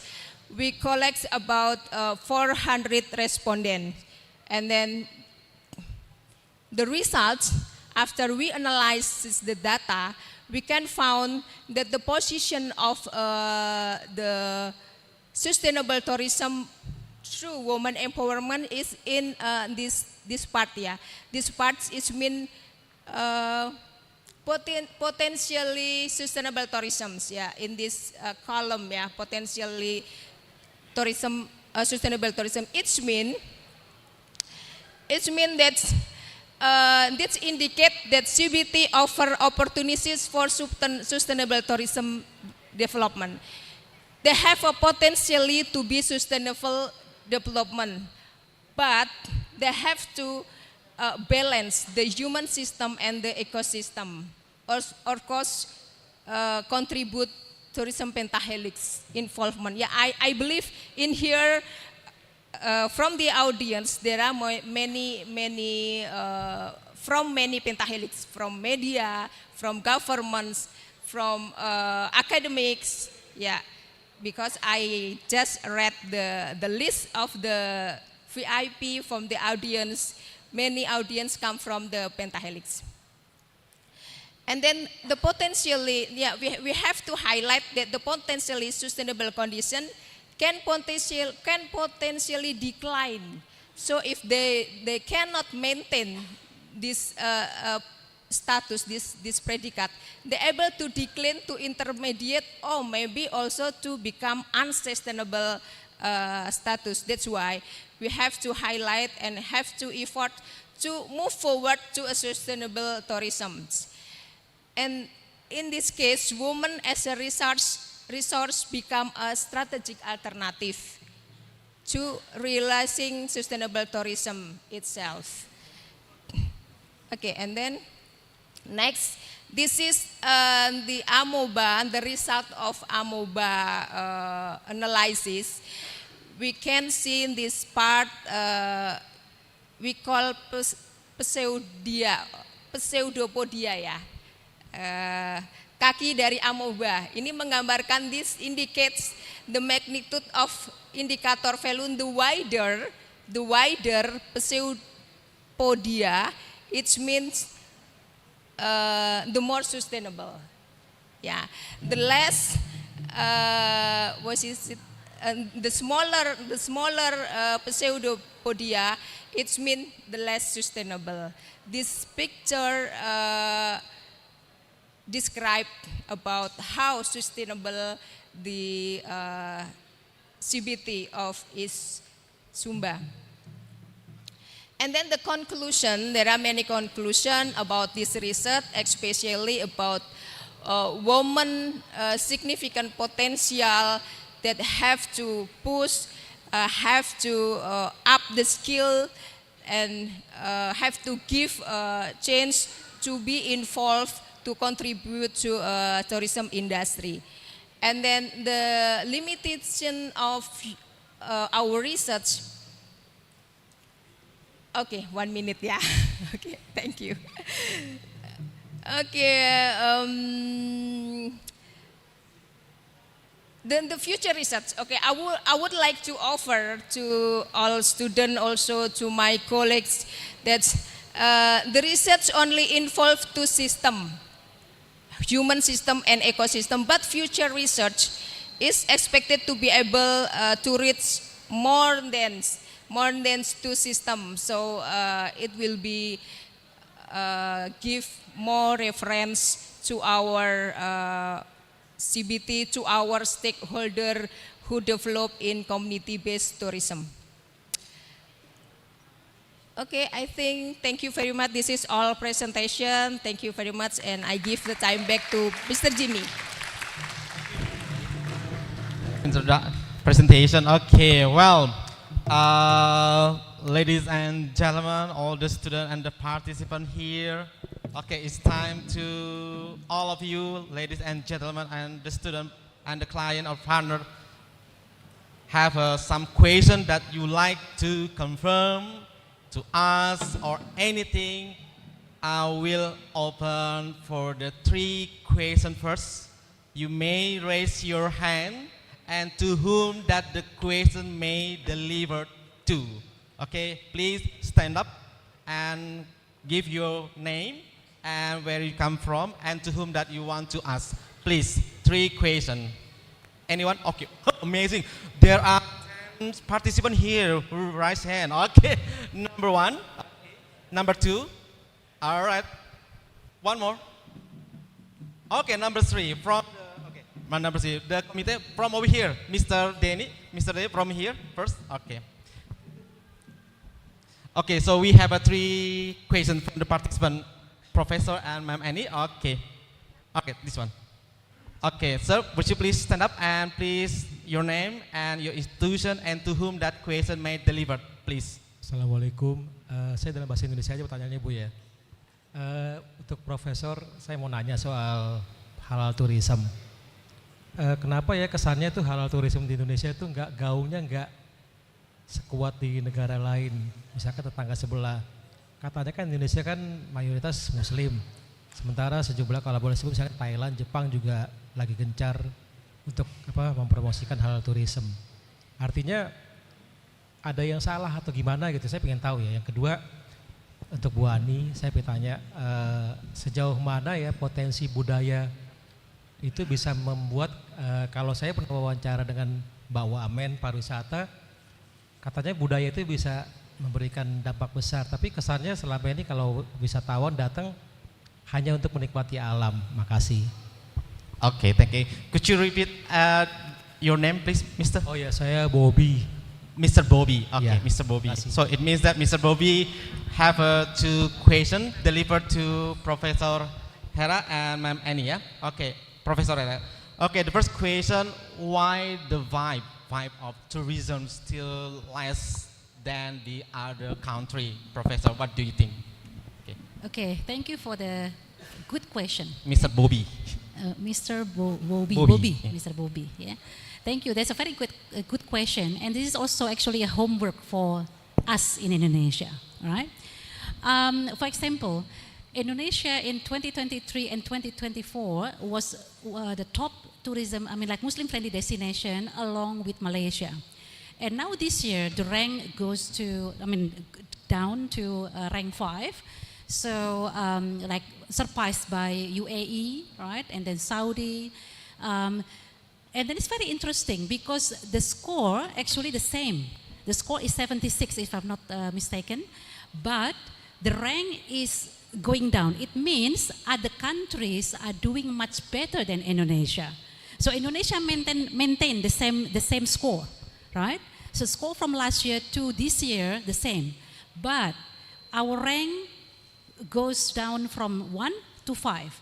So it means other countries are doing better than Indonesia. So this is what we have to think.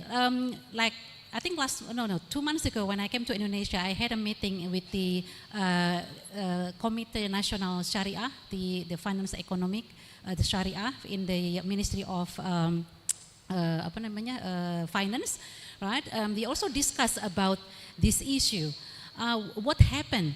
Why our Indonesia as the branding, let's say we have a very big Muslim population, and then the Ministry of Tourism also promote Indonesia as the Muslim-friendly destination, right? But why, when people go to Indonesia, they don't think about Indonesia as the Muslim-friendly destination, right? When we talk about Muslim-friendly destination, people think about the Middle East, right? They think about Malaysia, right? But not Indonesia. even in Australia, when I talk about Indonesia tourism, what people knows only Bali, right? Only Bali.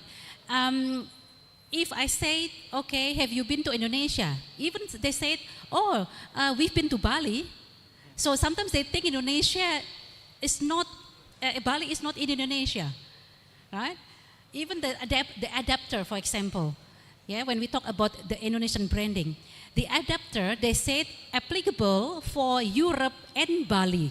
And I said, why you don't say applicable for Europe and Indonesia? Bali is not a country. The others you said countries, right? In Europe.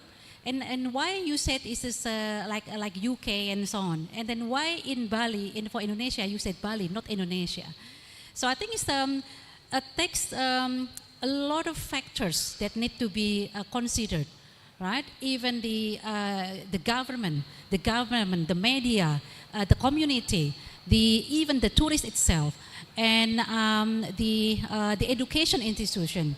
All of us play a big role. How we can create the branding, so when people say, okay, a Muslim-friendly destination in Asia or even in the world, their first of mind will be Indonesia, right? But at the moment, people knows Malaysia better than Indonesia. Even when I talk to my friends overseas, when we talk about Muslim-friendly tourism, they said, oh yeah, Malaysia, right? Not Indonesia. Even sometimes they said, are you from Malaysia? And I said, no, Indonesia. Indonesia also, we have a Muslim-friendly destination. Yeah, so this is something that we need to think of. Because it's a very huge homework for all of us. I know Indonesia is very multi-diverse with culture, ethnicity, but I think it's, the government can maybe can focus on how you want to brand Indonesia. Maybe not all of the destinations are applicable for the Muslim-friendly, right? But actually Muslim-friendly is not only for the Muslim tourists, because as I mentioned before in the research, right? The Muslim-friendly the system, the procedure, if you're doing it right, actually is also for the non-Muslim, not only for the Muslim. Okay? Because when we talk about Muslim-friendly, halal tourism, we talk about sustainability, we talk about regenerative, about inclusivity, which is applicable to all human beings. That's why Allah in the Quran says, Ya Hayyuan Nas, is for all humankind, not only for the Muslim. Yeah, this is something that I think we need to talk about, and I think it will be good for my colleagues here from the academy, from the industry. We need to sit down or do some discussions, doing some more, like doing more dialogue. And actually on the 11th of October, maybe just to give information, I'm hosting a dialogue on the halal tourism across continents. So I have colleagues from UK, from Halal Britain, and then from South Africa, and also from Singapore to discuss about the halal and Muslim-friendly tourism, but in the context of sustainability and inclusive tourism. So if you are willing to join, it's on the 11th at 3 o'clock p.m. Jakarta time. We do it online, and then it's free, and a participant will get certificate as well. Okay. Okay. Right, Interesting, Professor. Well, Mr. Bobby, we still have one question, or enough? Enough, yeah? All right. Thank you so much, Professor, for the clear and detailed explanation. To the second question, could you please hold for the moment, because I have another question from Zoom. Would you mind? Okay. All right. Okay. To Bu Endang from State Yogyakarta. Good morning, Bu Endang. Hello. Good morning, Miss Endang. Morning. Thank you. Can you hear my voice? Is it clear? Yes. Okay. All right. Are you ready? To whom that you want to deliver the question, Professor Hera or to Miss Ani Wijayanti, please? To Dr. Ani Wijayanti. All right. Okay. Miss Annie, okay, please. Yes. Is it ready? Yes, please. Please say the question. Okay. Ani. Yes. What is the role of women in the economy and tourism development in East Sumba?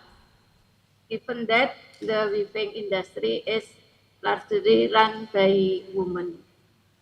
It's the first question. And the two questions. And how does this relate to aspects of sustainable tourism? Thank you. All right. Okay. Thank you, Bu Endang. So, Bu Endang has a question. The concept and the rule in Sumbawa when Miss Annie visit to Sumbawa to explore and do the research of tourism. Please, Miss Annie. Okay, thank you. Sumba, not Sumbawa. Yeah, Sumba. Sumba and Sumbawa Sumba, is different. okay. Yeah. Okay. Okay, thank you, Bu Endang. Ya, Bu Endang is my lecturer. Oh, I see. Okay, Ya. okay. Thank you, terima kasih Bu Endang, ini dosen saya di S1 pariwisata. Alright, okay. Thank you, Bu, my senior. So, the role of a woman in Sumba. Aku Ani. Thank you. The role of a woman in Sumba, actually they have many roles in culture conservation, and then economic creative, and in a culinary. There are so many roles actually, but until right now they do not package this attraction like culture, culinary, and economic creative to become one of tourism packets. Yeah, that's why they only produce tenun as a daily activity. That's a problem. That's why the activities cannot grow the economic, because they're not packaged in a tourism package that able to attract tourists more and more. They just do like daily activities. That's all.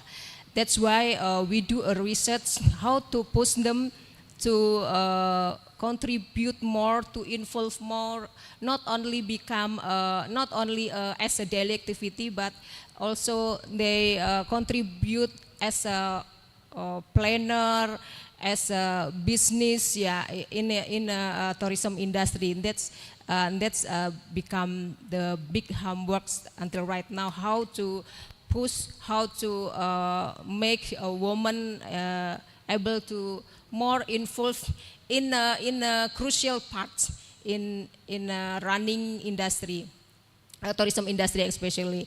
And then the second question about the concept of sustainability. So the concept of sustainability is about conservation, not only environment conservation, but also cultural conservation.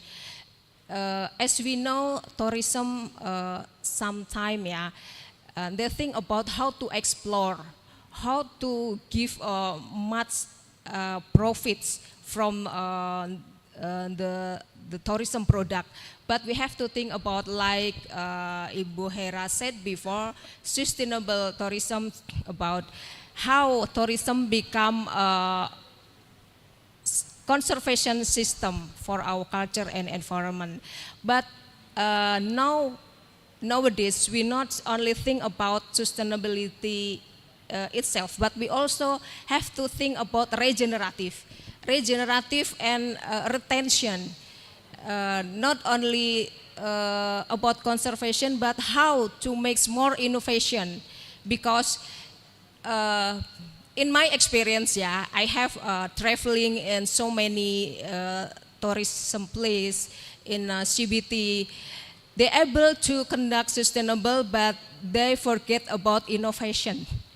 And finally, yeah, they cannot survive. Yeah, and that's why sustainable, innovation, regenerative, inclusive one, that's become a many, not only term, yeah, but yeah, something difficult to implement, to implementation, yeah. But we have to think about that concept, how to make the concept really implemented in industry, tourism industry. I think that's all. Hopefully able to answer the question. Thank you. All right, Miss Aini, thank you. Well, Bu Endang, that's the answer, and also maybe I can add a little more, as long as there will be bring some beneficial for to side from the people, local government, and the government. Okay. All right. Next. Ma'am, could you please hold a moment? We still have one more question from the Zoom. Okay, all right, thank you for the time. Okay, all right. So I call Ms. Pasarjudin. Hello, good morning. Good morning in the Zoom. Good morning. Okay, Yes. all right. Is it clear, my voice? Yes, it's very clear. Okay, thank you. So, Mr., to whom that you would like to deliver your question, to Professor Hera or to Miss Annie? Please let us know. Okay, thanks a lot. I'm a student from the IPBI, Doctoral Business of Tourism. I thanks a lot that I have opportunities to give in the question for Professor Hera and Ibu Ani. Talk about the sustainable tourism in halal tourism in Indonesia. I think today we are progressing for halal in Lombok and Bali, also in East Java and Jakarta. And many places in Indonesia was tried by the government of Indonesia to promote about the halal destination and halal tourism. My question is, how do you see about to implementation about the halal tourism and in halal destination, especially in super priority destination Labuan Bajo and Mandalika, and also in Bali today in Sanur? Is it possible to implementation for sustainable tourism, especially for halal? What kind of halal is suitable for super priority destination or super SES in Indonesia? Because SES, specific economic zone, until today, nowadays, they don't talk about how to implementation sustainable tourism, especially for halal destination. As example, halal food, halal services, or halal events. Would you please describe for us how to implementation in SES, also the super pride destination in Bali, also in Mandalika, and also in Labuan Bajo? Thanks a lot for Professor Hera and Bu Ani. Thank you. Okay, thank you, Pak Sirjadjudin. Okay, mohon maaf kalau ada yang salah. I'm sorry if the spelling name. Okay, to Professor Hera, what an interesting question. How to implement it, halal tourism. The second one, a kind of the halal tourism in Mandalika, Bali, and some kind, etc. Okay, please, Professor. Okay, thank you. That's very good question. Yeah, interesting. Yeah, as I mentioned before, that when we talk about halal tourism, yeah, Muslim friendly, we actually, at the moment, we don't have a fixed term. Because some of them, they said halal tourism, some of them Muslim friendly, some of them Islamic tourism. This is something that also we need to work on, how we can make the definition or the term that we are going to use. But let's say in Indonesia, I think they use the Muslim friendly tourism. As I mentioned, Muslim friendly tourism are not dedicated only for the Muslims, because we have to look at the concept and the system. When we talk about Muslim friendly, it's not about providing only halal food. But at the moment, when we talk about halal tourism, many actually websites or even many studies are focusing on the halal food. How to provide halal food, or how to provide, let's say, halal accommodation. How about the segregation between facilities, between women and men for the facilities. It's beyond that. It's not only about halal food, but also the concept itself, like I mentioned, about wealth, right? How to distribute the fair economy to the community. How we can help the local community. It's also about future generation, al-nasal. How do we protect the future generation? How we are doing good, right? So when we travel, we have to travel responsibly. We have to avoid something that actually do harm for the environment, for the local community, even for ourselves, right? For example, we we do, let's say, traveling, right?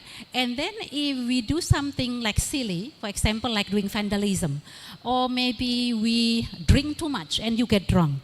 You get drunk, you don't know what you're doing, right? And then at the end, you can end up fighting. You can even end up killing people or even do something destructive. And that's not actually the essence of the halal tourism. So halal tourism or Muslim-friendly tourism is about how to do something ethical, how we care about the environment, how we maintain the well-being for people, not only for the Muslim, but for all human beings. So this is the concept that I think we need to understand first, Pak. Right? Before we, how do we make the promotion? So the promotions are not only about, okay, this is our destination provide halal food. And then this is prayer facilities, that's it. It's not just like that. It's just a small thing in Muslim friendly or in halal tourism. But we have to understand the real concept, right? Again, it's actually the Muslim friendly, the concept is very universal because it's about ethical, about responsibility, about sustainability, about caring for the future generation. What we do is for the good of the future generation. So that's something that we need to work on first, Pak. Then we can develop a program or activities to attract the Muslim-friendly, attract the people, Muslim or non-Muslim, to come to a destination. Yeah, so even non-Muslim destination can become a destination to attract using the concept of the Muslim-friendly, but in more general way. Oh, yeah. Thank you. All right, thank you, Professor. Well, Pak Sirajuddin, is it clear? Okay. Also, maybe one thing But the kind of the halal that could be implemented in Bali. Yeah. Okay. I also want to add something. At the moment, the young generation, also for the Muslim young generation and millennial generation, they really care about. They really more into slow travel. So when they come to the destination, they want to engage with the community. That's something that we can actually think what kind of branding or promotion we can create to attract this young generation. Because the alpha generation at the moment, they are more into like something beneficial. So if I want to visit a destination, what can I do to help the local community? So it's not like mass tourism. It's not like in the old days. People come to visit a destination, maybe let's say 10, in the old days I remember, 10 countries in Europe for 11 days. As long as you take photos in a famous landmark or famous attraction in Paris, as long as you have a photo in front of the Eiffel, that's it. But nowadays it's not like that. So it's more like more mindful and slow travel. People visit a destination, they want to know about the community, about the people. And that's something that actually destination like Bali, for example, like Labuan Bajo, they can attract people to come and then promote. Okay, this is what you can do. So in this way, we have like a mutual cooperation, mutual benefits between the host community and the tourists. Right? All right, thank you, Professor. Okay, so the committee will still possible. The committee to open. Okay, please, please. Yes, we still have 2 questions over here and over there. That's the last one. Okay, could you please to give the microphone over there? Okay. Okay, Mr. Please hold. Yeah, we already got the question. Okay. All right. Okay. Thank you. All right. Okay, ma'am, please deliver your question shortly. All right. Okay.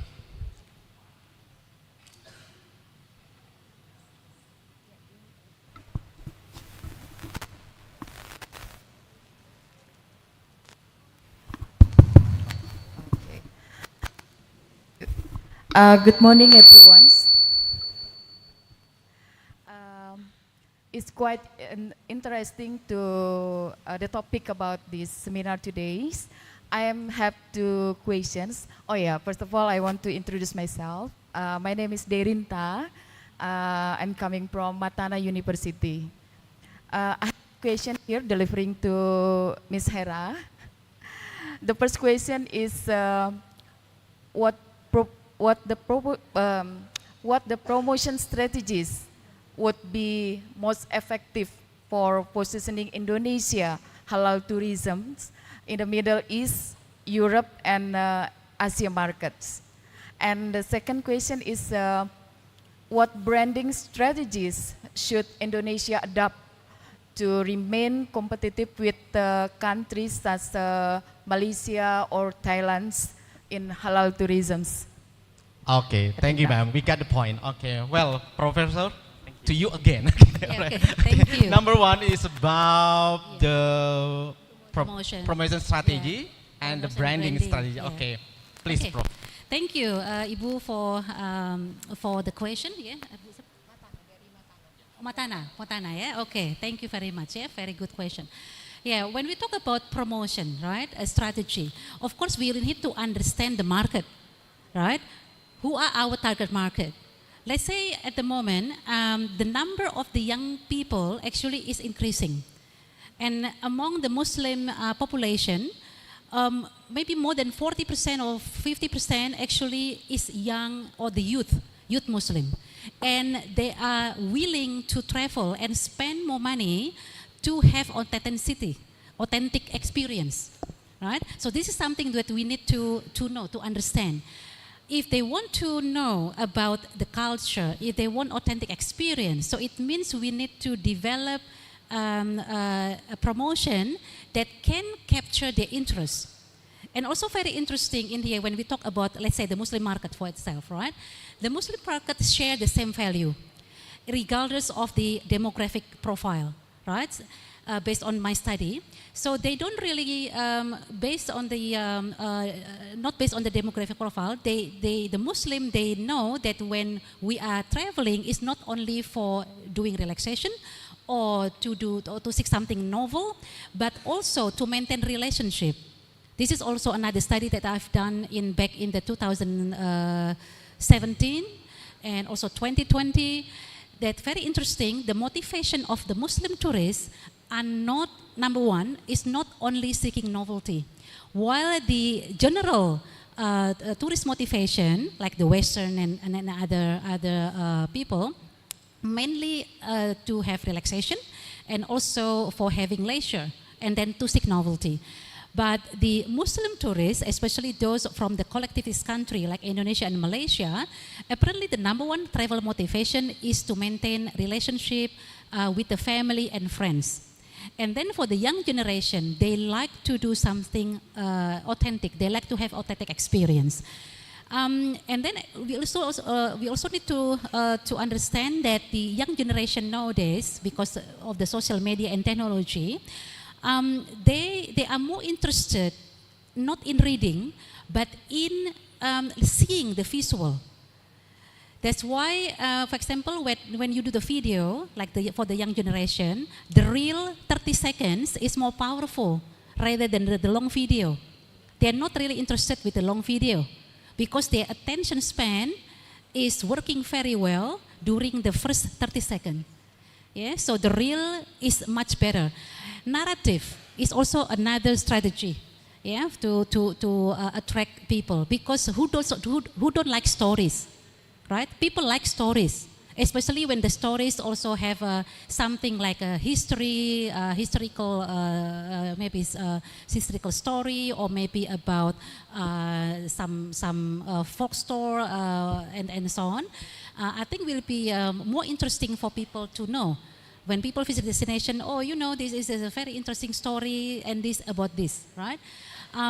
People always curious and always get attracted to stories, right? And then when we do the strategy, it's not about what we want, right? Let's say we are the business people or we are the destination. the MO, we are not thinking about what we want, but what do the market want, right? That's very important. We need to understand the market first. And what are your target market?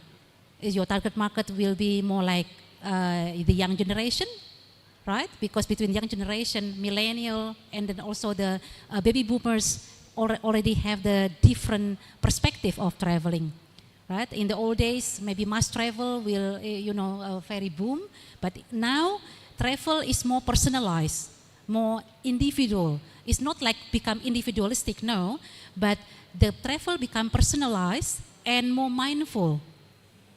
Okay, this is something that we have to understand, and so we can develop the strategy and also the branding according to the market's behavior, what they want, right? So in this case, then we can attract the market in the right way. Yeah, thank you, Pak. Hello. All right. Okay. Thank you, Professor, for the answer.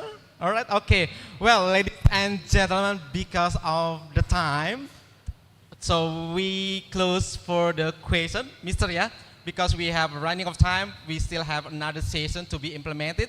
All right. So for the conclusion from our discussion from the first session, that number one, we must work together.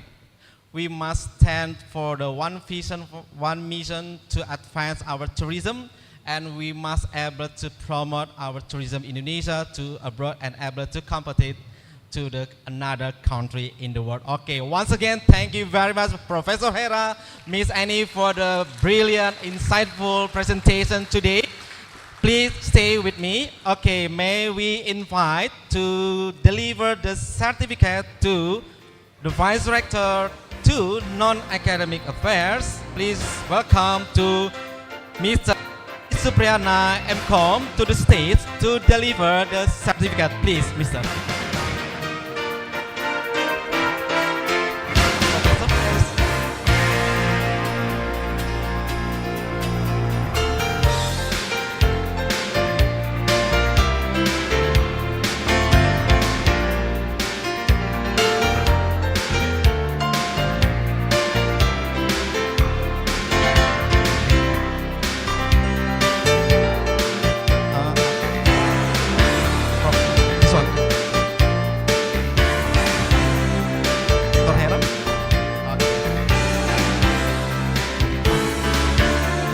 Photo, please. Okay, give applause for Professor Hera. Okay. All right, thank you. The second one, Mr. Adi to Miss Annie. All right. Okay. Okay. Give applause once again, ladies and gentlemen. Let's take picture together with the moderator, of course. All right.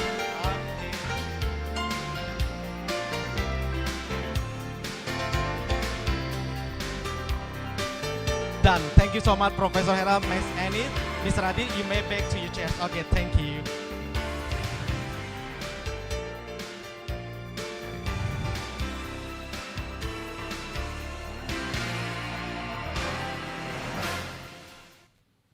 Okay, once again, give applause for Professor Hera and Miss Annie. Okay, wow, amazing. All right, let's continue to the second session, because I already got the information from the committee. All right.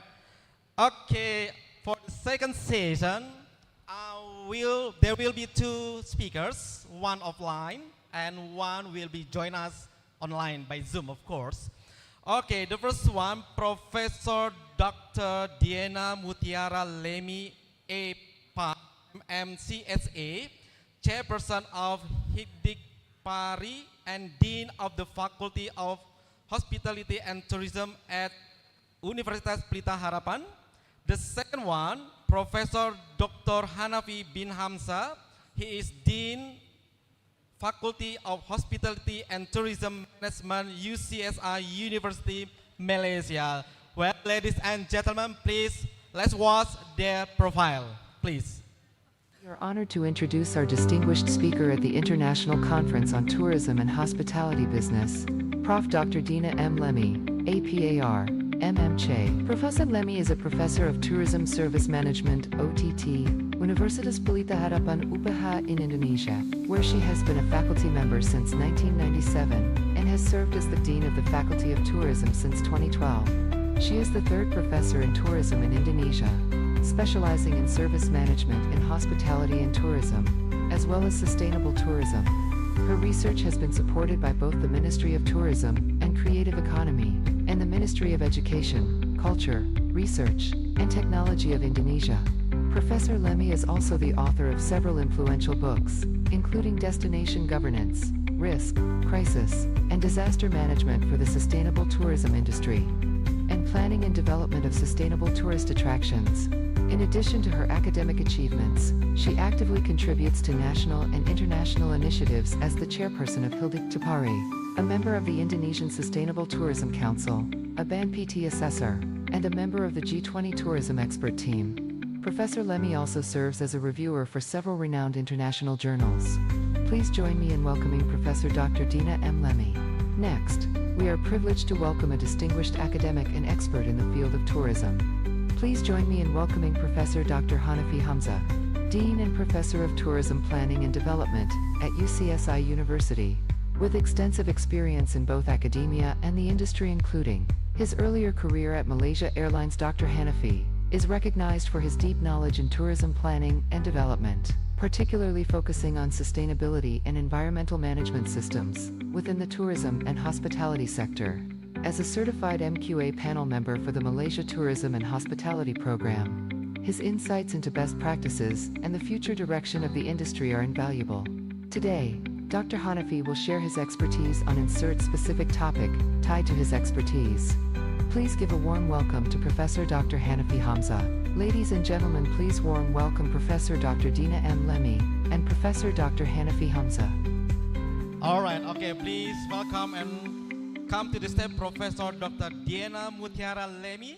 Okay, all right, and then I want to say hello in the Zoom, Professor Hanafi. Hello, good morning or afternoon, Malaysia time. Malaysia time is afternoon now. Good afternoon, Mr. Professor. Okay, how are you today? Alhamdulillah. All right, Thank you. okay, thank you, Prof. Lemmy. All right. Okay. Oh, yeah. All right, so, wow, thanks. I have my co-moderator, Ma'am Annie. All right, okay. Okay, well, Prof. Lemmy and Prof. Hanafi, as usual, I will give you opportunity to present your analysis, your discussion for about 15 minutes. And of course, we are going to start lady first to be number one to present her analysis to Prof. Lemmy. The script, the text, and the pointer is yours. Please, 15 minutes. Okay. This.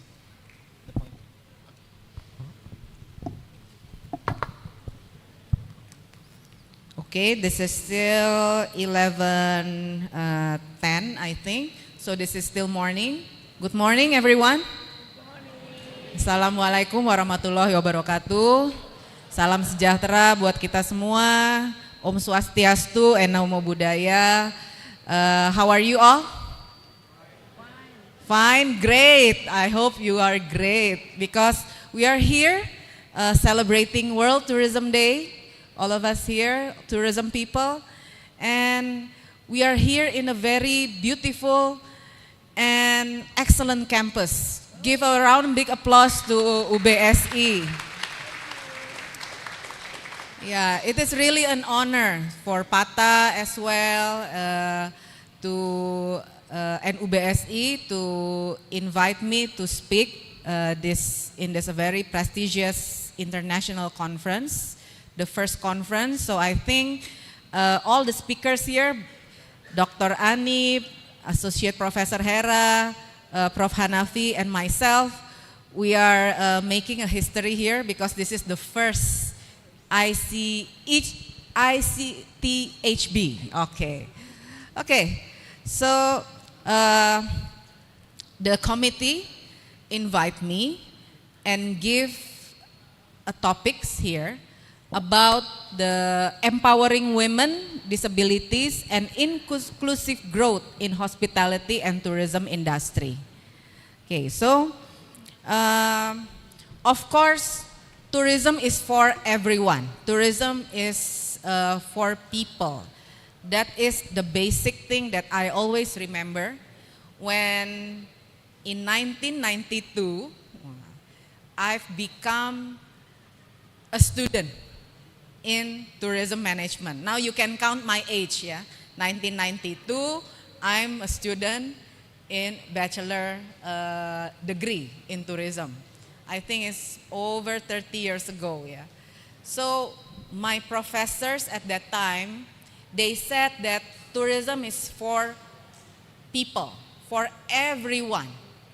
Okay, and with my journey in tourism so far, I really can be a living witness for that.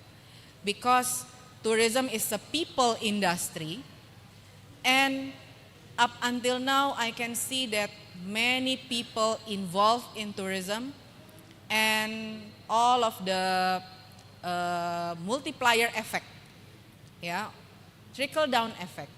They come from tourism revenue, yeah, in every sectors. And moreover now, I think in the past 10 years, we are also talking about the inclusivity of tourism. How tourism can really covers, can really accommodate many and various categories of people. So this morning,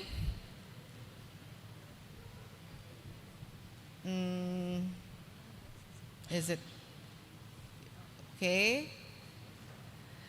So today we are celebrating World Tourism Day, and we can say this is a momentum for inclusive tourism. We can say that tourism is more than just travel.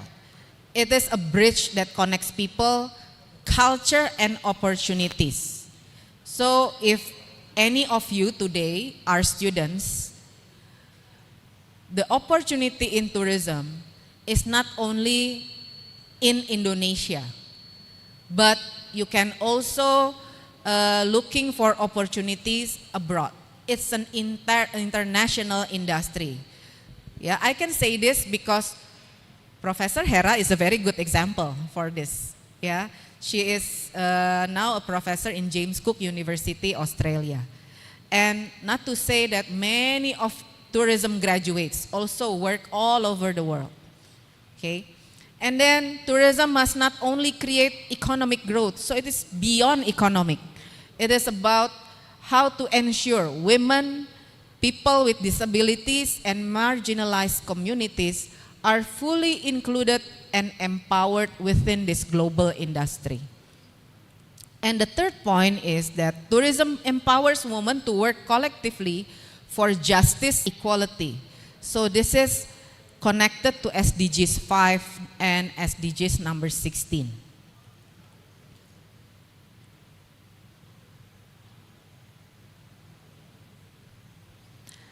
And when we say that women have to have place in tourism, it is actually beyond beautiful. It's not that because women are beautiful, yes, we are beautiful. But in tourism, beyond that, we're not representing the beauty only, but how we really make the basic thing, the foundational thing of tourism, for example, the hospitality, the service to people, how tourism can bring prosperity to all people. That is how women should be involved and have a bigger roles in tourism.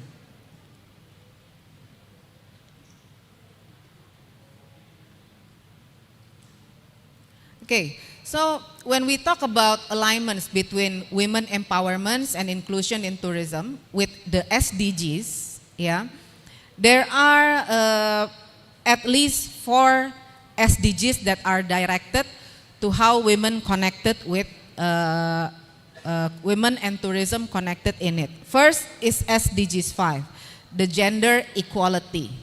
So tourism should give a lot of opportunity, equal opportunity, yeah, to women to be active in it. And then the second one, decent work and economic growth, creating fair employment, entrepreneurship, and inclusive growth in hospitality and tourism. Then SDGs number 10, reduce inequality, promoting accessibility for persons with disabilities and marginalized group. And then SDGs number 16, peace, justice, and strong institution, strengthening women's participation in decision making and collective action for justice. So when we see about this, there are 5 thematic goals for women's empowerment in tourism. First, tourism provides decent work for women, ensuring fair wages, safe workplace, and equal opportunities. I would like to emphasize on the phrase decent jobs. Yeah, we cannot avoid that perhaps like 15 years ago, tourism is identical with 3 S: sand, sun, and sex. When I said sex, it is all the negative premonition. It is there that tourism will abusing a lot of women in this industry. But things have changed. Tourism can give a decent job for women. So one of a very simple example that I can convey to all of you is every time I go to Bali and then I have time to spend on the beaches there, sometimes Kuta, sometimes Sanur. There are some ladies, they will come and offering service for manicure, pedicure, for braiding hairs, for simple massage, And then sometimes I interview them, and then I ask them, how much do you get from this job? Daily when they are offering these services for tourists. And then they said they are very grateful because at least they will get 100,000 per day, and the working hours is like only 4 hours. So they will still have time to manage their households. In the morning, they prepare food, they prepare their children to school, and then in the afternoon until the evening, they can go to some touristic area and offering this kind of services, braiding hairs, and then manicure, pedicure, and so on. So with 100,000 per day, they said it is really a big help for their family.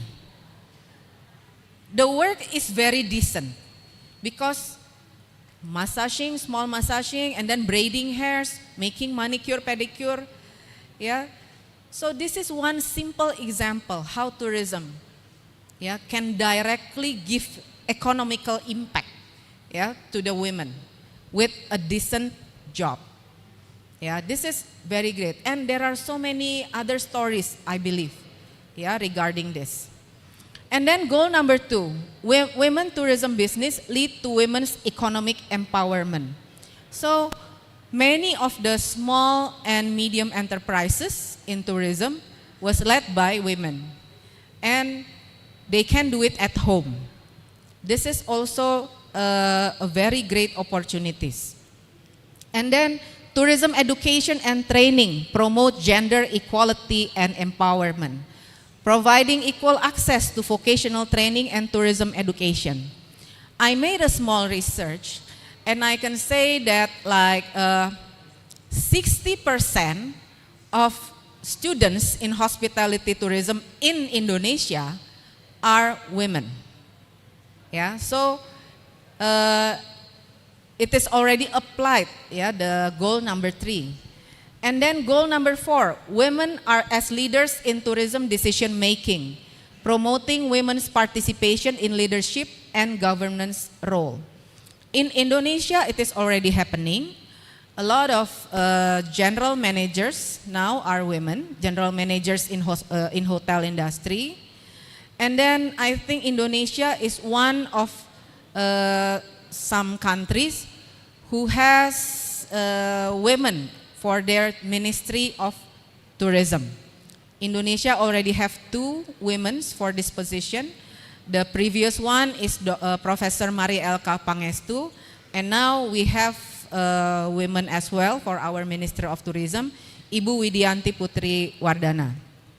And then the 5th goal is tourism empowers women to work collectively for justice and equality.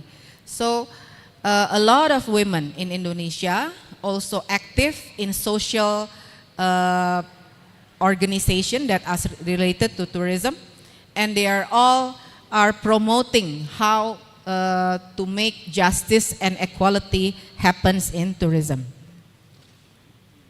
Oh, only 3 minutes, then I will jump in the conclusions. Yeah.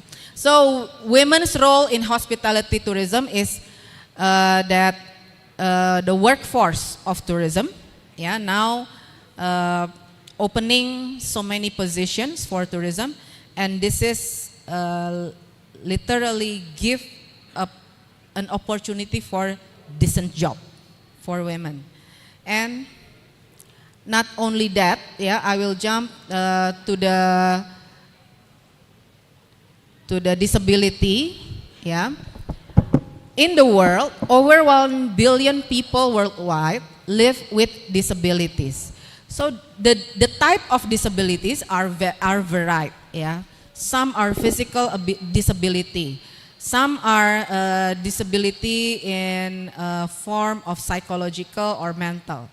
But now, yeah, with the SDGs, the hospitality and tourism industry, yeah, they are required, yeah, to have some percentage, yeah, of their employees, yeah, from people who have disabilities. Also for tourism and hospitality school, yeah.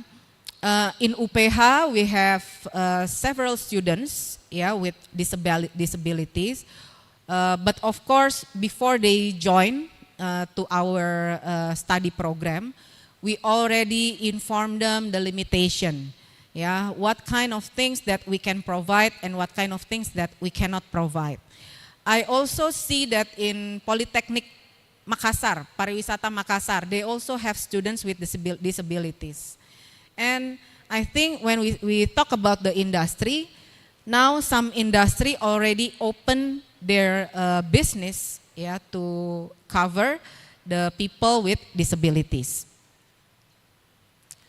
So we can see that 1 in 7 people have disabilities, and they still have potential, yeah, to be the workforce in tourism. And with the openness of the industry, and to see that how people are the center of tourism and hospitality industry, it is made possible that people can be part, yeah, for this very humanistic sector. Okay, so here I make a small research and found that Dignitiku, yeah, one restaurant, the name is Dignitiku, is the first restaurant in Indonesia where all of the servers, yeah, have disabilities, yeah, with various type of disabilities. Okay, so the time is up for me. I hope everyone, yeah, can have some benefits from my sharing, and we can communicate later if you have any question or you want to have connections. Yeah, the committee, I think they have my data. Thank you very much. Thank you, Professor Lemmy. Give applause to Professor Lemmy. All right. Thank you so much, Professor Lemmy. All right, next, let's jump to the second presenter, Professor Hanafi by Zoom. Are you ready, Professor? All right, okay, you still mute. Could you please to unmute? All right. Okay, can you hear me now? Okay, so it's clear, Professor. Okay, 50 minutes. The screen is yours, please. Thank you very much. Hopefully someone can share the slide on behalf of me. All right, good. Thank you very much. Terima kasih, the MC, and thank you very much, Universitas Bina Sarana Informatika, for having me today through Dr. Ani Vijayanti to be among distinguished and powerful lady researchers and presenter today to share some insights on this topic, empowering sustainability in SME hotel leadership practices for developing countries. So, Assalamualaikum warahmatullahi wabarakatuh dan salam satu Nusantara. What I'm going to share and present today with all of you is the summary of a few research studies we have conducted in Malaysia actually in the span of 5 years to understand and review the current sustainability practices and growth, especially in Malaysia, which can be replicated in other developing countries. So I hope I can, I try to squeeze the 5 years of study into 10 to 15 minutes and could benefit all of us. Next slide, please. Now, the small and medium enterprise hotels in Malaysia especially are the backbones of tourism accommodation sector in developing countries, which are playing a very crucial role in developing local economies and community development, especially towards the inclusive growth of the industry. However, they face significant hurdles actually in adopting and implementing environmental, social, and governance (ESG) sustainability practices. So what happened? We have conducted this study. Initially, we started 5-6 years ago to synthesize the existing literature and the current situation to explore the current state of sustainability practices within this sector, identify the specific issues and challenges hindering progress, and examine strategies for empowering top managers to become effective drivers of sustainable transformation. And the fact that the full research, we are looking at the both female and male empowerment as well. So for those who are interested with the full research, I'll share at the end of this presentation later. You can read through and see how this contributed to the industry. So overcoming these challenges is very essential, not only for the environmental and social well-being of host destination, but also for the long-term competitiveness and resilience of SME hotels themselves actually. Next slide, please. So looking at here, the map of highlighting tourism-dependent developing economies, why SME hotels matter? Because we understand that in this context, that tourism is a vital economic engine actually for many developing countries with accommodation SME forming a dominant segment. So this establishment like guest houses, boutique hotels, family-run lodges, which are very often deeply embedded in local communities, but operate under significant resource constraint. The sustainability imperative here that the tourism sector, including accommodation that I mentioned just now, faces increasing pressure to mitigate its environmental footprint and to ensure ethical governance. So climate change impact also shifting the consumer preferences towards a green travel further amplify these needs. The fact that the economic role 60 to 80% of lodging in developing nation are considered as a key for local job and income. So what we found the managerial gap here that the top managers like owners, general manager in SME hotels are pivotal decision makers actually. So however, they often lack the awareness knowledge, resources, and incentive to prioritize and effectively implement sustainability. So empowering them is critical to the adoption to be widespread. Next slide, please. So currently, the current sustainability practices, the reality check that we look at the fragmented adoption here, we found some missing opportunities here. The adoption is often fragmented, reactive, and driven by cost saving or regulatory compliance rather than holistic strategic vision. So common practices include here that we put in the table based on the area of environmental, social, economy, and governance, whereby like basic efficiency, waste management, and limited scope, which is rare implementation, to the social, like the local sourcing, procuring food locally where feasible and cost effective, and sometimes employing local staff having difficulty. And this also, what we call that, contributed to the limitation of there's no structure, CSR, low wage equality, and so on. While on the economy and governance, we look at this cost-saving focus, eco-lodge, like the market niches, where some positioned as eco-lodges or responsible stays, but are often lacking certification or deep integration here. And I've shared with you here a screenshot of one of the research conducted back to 2014, where drivers, barriers, and key practices of corporate sustainability strategy implementation in hotel found out some barriers, which is the main barriers are the lack of time and guest behavior. Next slide, please. So what we can conclude based on the research that we have conducted, there are 5 key challenges facing SME hotels in developing countries that we encounter many times. Number 1 is the resource constraint, like financial, with a limited capital for upfront investment in efficient technology, resource constraint in terms of lack of dedicated sustainability personnel or human capital, even to the technological.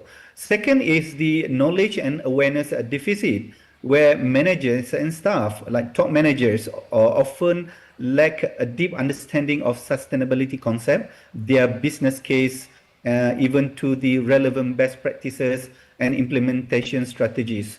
The third one is a market and competitive pressure. We look at the price sensitivity, where the intense competition often prioritize low prices over sustainability investment, perceived as increasing costs.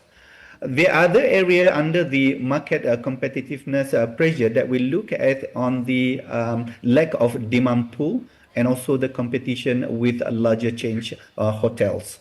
The later part is the institutional and regulatory barriers, or we would say as a weak policies, where the weak enforcement happen, lack of supportive policies, even to the limited institutional support as well. The second last is on the infrastructure limitation, where there's a lack of reliable waste management and recycling infrastructure in many locations, and also unstable grid electricity, forcing reliance on diesel generation, and so on. And the last one on the social culture factors that we find, this is one of the biggest challenges, where resistance to change from both management and staff, and where they have a short-term thinking focus on immediate survival over long-term resilience. Next slide, please. So, based on this resource constraint, why can't a manager act?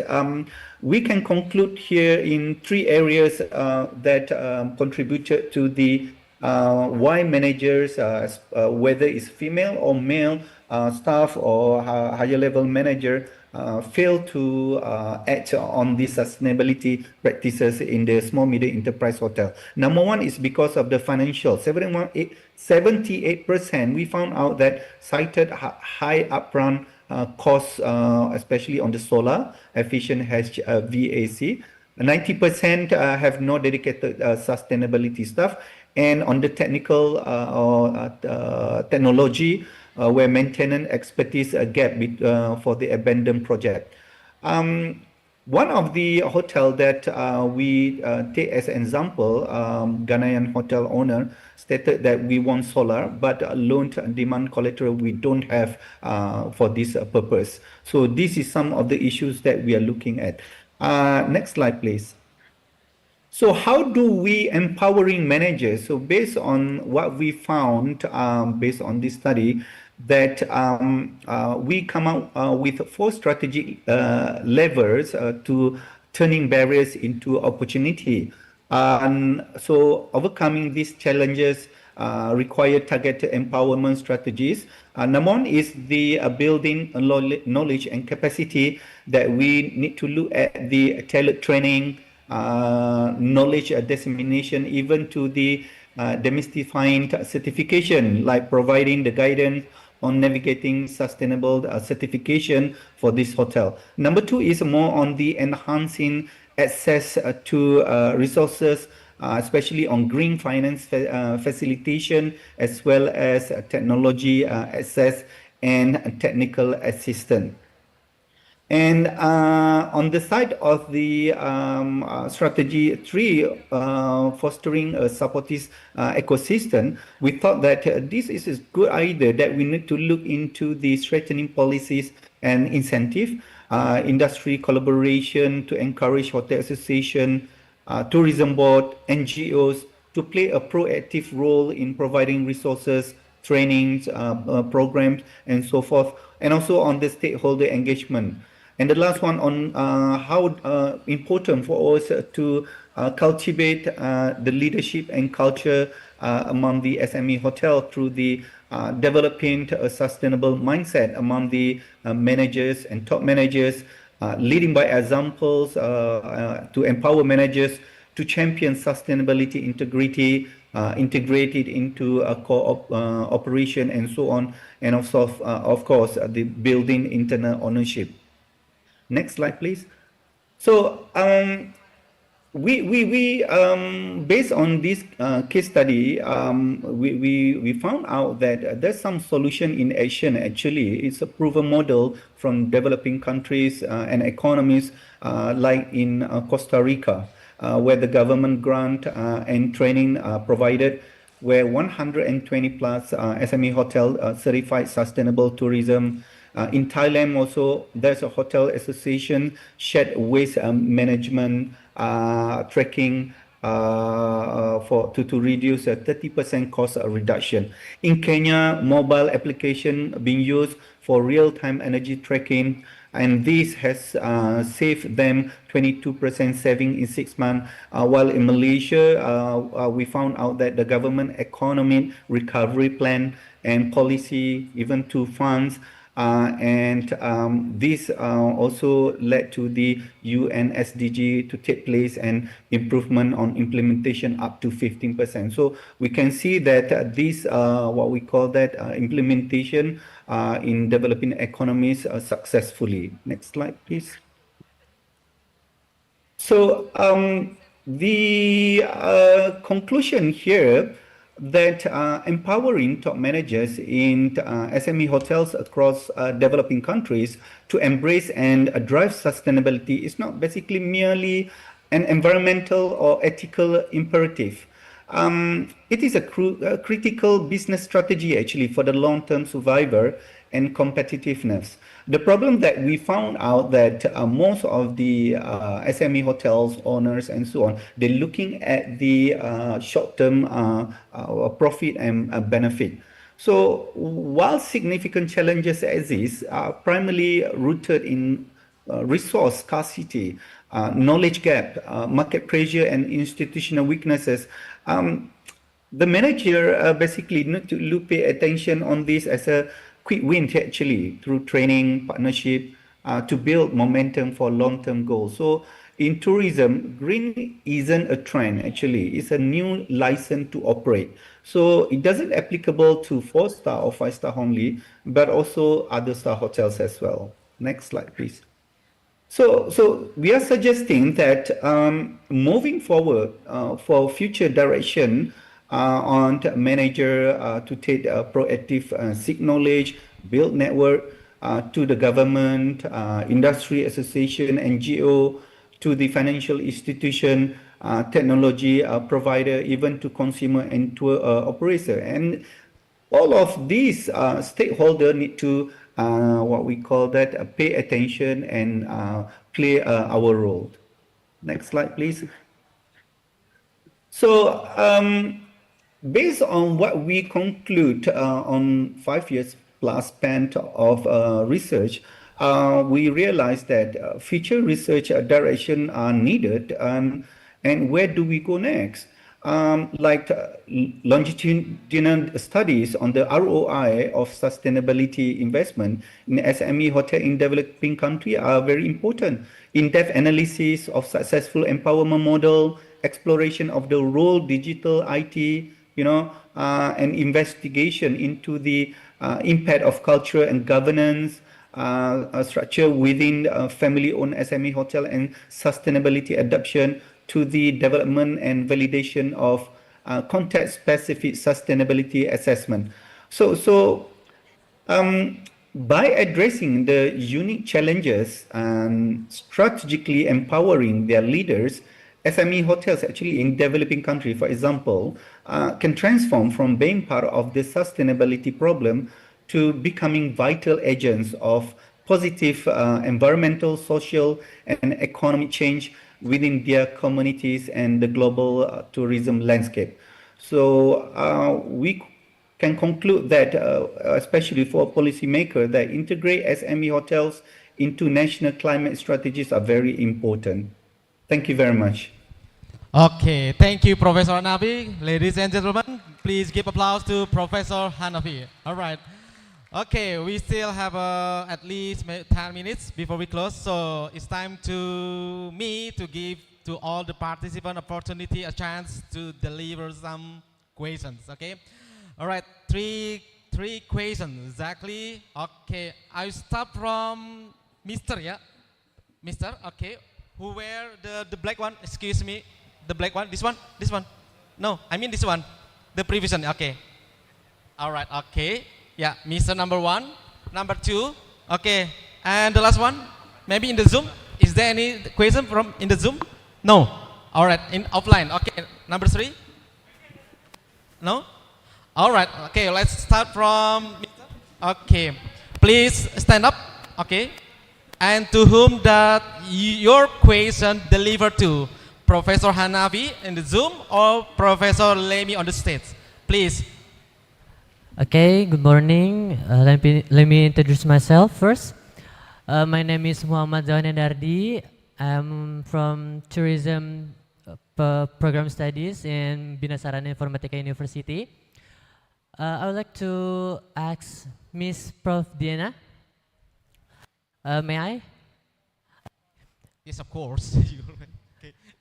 I would like to ask about empowering women and disabilities.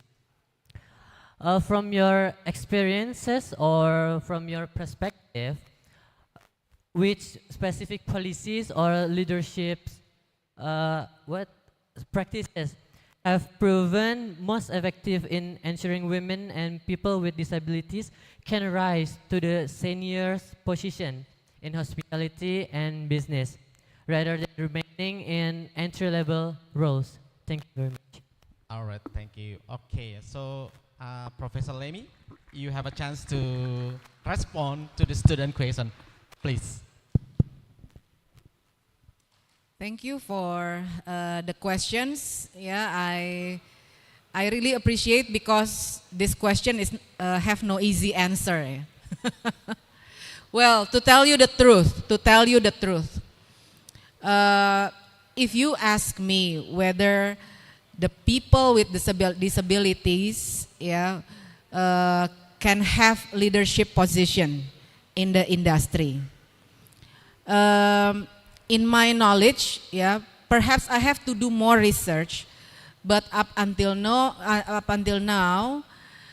what I know is the most position that they can have is in the supervisory level.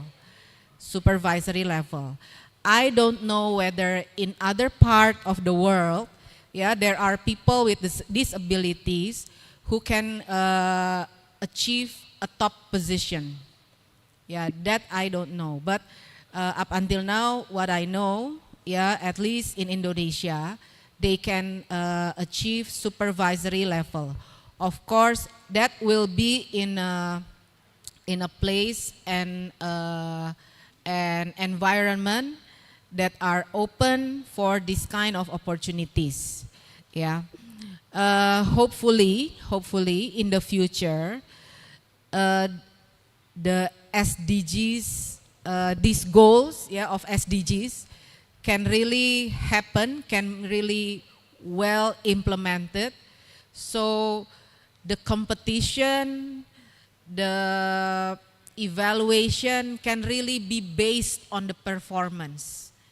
Yeah, do not see whether you are able or with disabilities, whether you are women or whatever condition you are. So it will be based on your performance. Yeah, hopefully. So I think that is my answer, my response to your question. Again, that is my knowledge now. That is my what I know. Yeah, perhaps I have to do more research for that. Okay. Thank you. Thank you, Professor. Okay, thank you. Is there anyone else from the participant who stay here? Okay, Mr. Bobby again. All right, Mr. Bobby, but you must deliver in English, not in Bahasa. Deal? In Bahasa, okay. In Bahasa, Professor. Okay. All right. The committee, please. Okay. Well, I'm sorry, Mr. Bobby. We changed from the first, yeah, from the online. Okay. Mr. Dharma in Zoom. Hello. Good afternoon, Mr. Dharma in the Zoom. Mr. Dharma, can you hear my voice? Yes. All right. Okay, Mr. Dharma, It's we have very two clear. speakers here. Professor Lemi and Professor Hanafi from Malaysia. So, to whom that you want to deliver your question, please let us know. Thank you. Thank you, Pak Moderator. If allowed, that I would like to address my question to both the panelists, yeah, Prof. Diana and Prof. Hanafi. Okay, let me start my question. I would like to have both panelists' opinion or thought if I say sustainability is no longer enough. I would like to get your opinion and talk about that because of, allow me to say this as a baseline. Tourism and hospitality actually will remain becoming one of the most powerful forces for shaping our economy, our cultures, and even our communities. And even also for our future planets, actually. So what do you think will it grow, yeah, actually sustainable, responsible, and inclusive? Since sustainability, if we are talking about sustainable, we are talking this topic, I think, it's about 10, 20 ago, we are talking already about sustainability. But currently, what is stay, actually the problem, the challenging, the sustainable, the problem itself. So what do you think is sustainability is now becoming a versus regenerative? So that's my question, your thought and your opinion, whether if I say sustainability is no longer enough, we need to move forward to regenerative. Thank you. All right, thank you, Bapak. All right, perhaps maybe I'll give a chance from Professor Hanafi to respond from the participant question. Professor Hanafi. All right. All right, thank you. Thank you, Mr. NC. Mr. Dharma, thank you very much for the question. And I couldn't agree more with the statement that sustainability is not enough. Even in fact, we've been talking about this since 1992 during the what we call that sustainability conference back to Rio de Janeiro.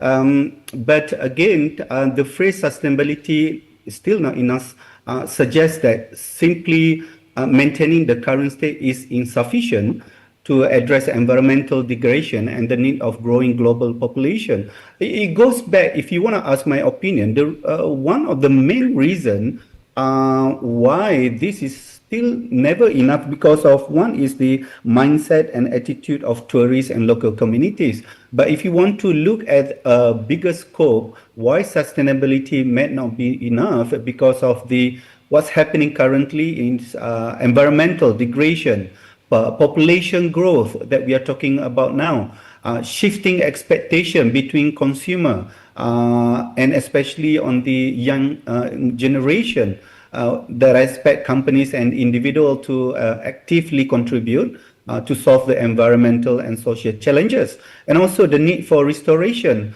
that we need to acknowledge that the current environmental condition have been undermined. A restoration relationship is needed to bring ecosystem back to the healthy state. So again, my opinion is basically it's not one person or two person or the government itself or NGO to ensure it's enough. But again, it's everybody's duty and responsibility to ensure that this is enough. The fact that we know that such tourism and hospitality industries is a 24/7 industries. We need to find policies or way to ensure that it is enough.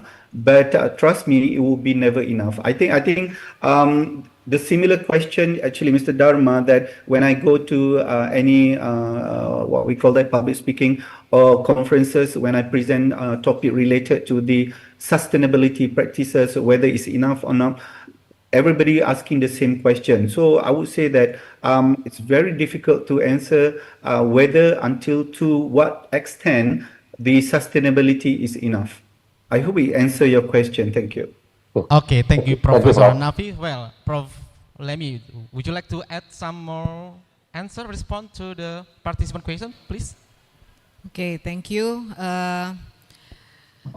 For me, again, this is my own opinion.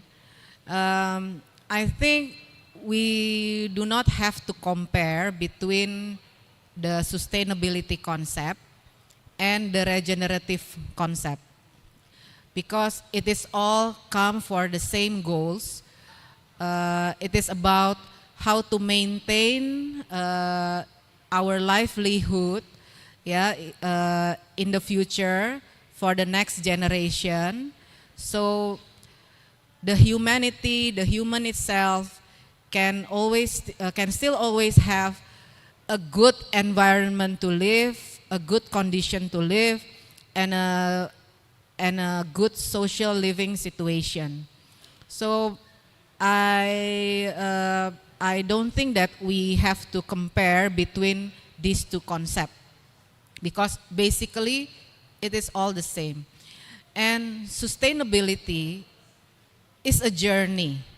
You cannot say that we have attained sustainability. No, it is a journey. When as a person, as a human, one day, this is a very true for all of us. One day we all will die. So for us, the sustainability journey finished when we die. But for others who still live, it is continue. Yeah, it's a journey again. So I don't think that we can say that once the sustainability concept is can be finished in one point. No, it will go on and go on. So what is the big homework for all of us today is how to make all of us in this industry aware and willing. Yeah. First aware, second willing, yeah, to really apply the concept.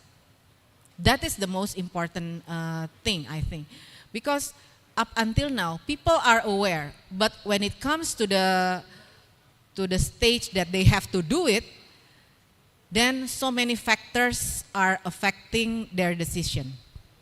So this is still a big homework for all of us. Yeah. There are industries who already applying sustainable tourism, but there are also some sectors, some business that do not really embrace the concept. Or for all of us here, students, lecturers, yeah, and some of the industry people, do we really already understand about this concept? And have we really applied it in our daily life? Yeah. So, in response to these questions, yeah, I think all of us now, yeah, we really have to understand the concept, aware about it, and we ask ourselves whether we are willing to do it in our daily life, in our work, in our business, so that we can join the journey to reach the goals of sustainable tourism. Thank you. Okay, thank you, Prof. Lemi. Okay, thank you for the answer, Professor Hanafi. Pak Dharma, thank you for the question. Okay, thank you, so Prof. Hanafi and Prof. All right, Diana. have a nice day, Pak Dharma. Thank you. Well, ladies and gentlemen, we are at the end of our session. Okay, once more, give applause to Professor Lemi and Professor Hanafi from Malaysia. Okay, now it's time to me to deliver some information one more time. Okay, may we invite to the Vice Rector to Non-Academic Affairs, again, Mr. Adi Supriyatna MCom, to come forward to the stage to deliver the certificate for the speakers. Please. Professor Lemi, could you please stand here?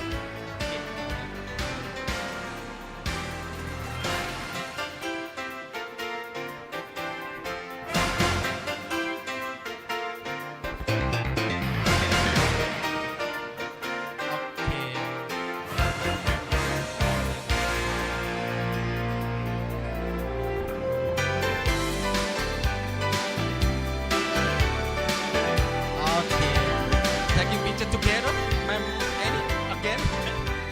Okay. Yeah.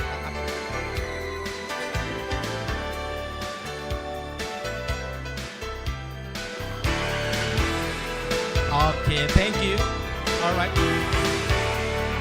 Okay, Pak Adi, you still stay with me over here. Okay, now it's time to me to deliver the certificate presented by Mr. Adi online to Professor Hanafi. Professor Hanafi, kindly to receive the certificate from Universitas Bina Sarana Informatika Indonesia. Professor Hanafi. Thank you very much. All right, thank you. Good. Okay, thank you. Done. Thank you so much, Mr. Adi. Prof. Lemi and Ma'am Annie. Okay, you may back to your seat. Okay, thank you.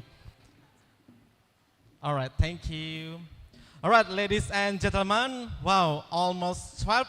It means that my task is already done, and the rest of the session, I think I must hand over to our handsome MCs, to Mr. Agus.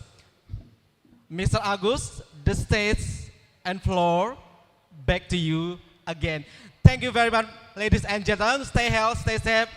Bye-bye. Thank you.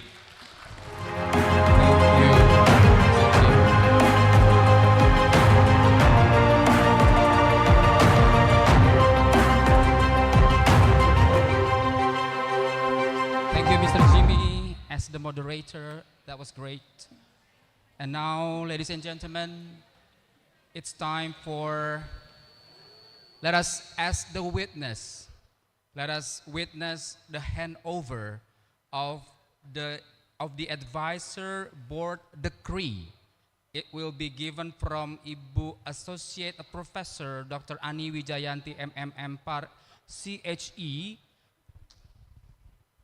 to Bapak or Mr. Wisnu Reza as the director Bidakara Hotel, and then we are going to invite Mr. Wisnu Reza as director Bidakara Hotel, and then Mr. Hermawan Sutrisno as the general manager of Fieres Hotel Jakarta and Fieres Easy Hotel Jakarta, and then the third one, Mr. Ferry Febriansa as the executive housekeeper Santika Hotel Hayamuruk. Please, the stage is yours. I will invite. Yep. Okay. I'm going. Okay. Once again, I'm going to. Yes. Ibu Associate Professor Dr. Ani Wijayanti, and then Mr. Wisnu Reza, Mr. Hermawan Sutrisno, and then Mr. Ferry Febriansa. Please, the stage is yours.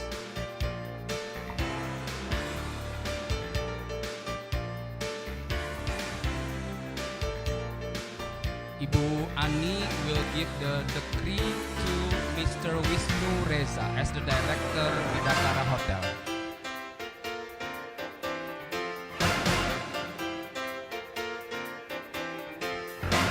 And then, can give applause please, ladies and gentlemen.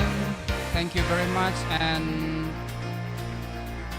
let's take the moment to be documented, the documentation.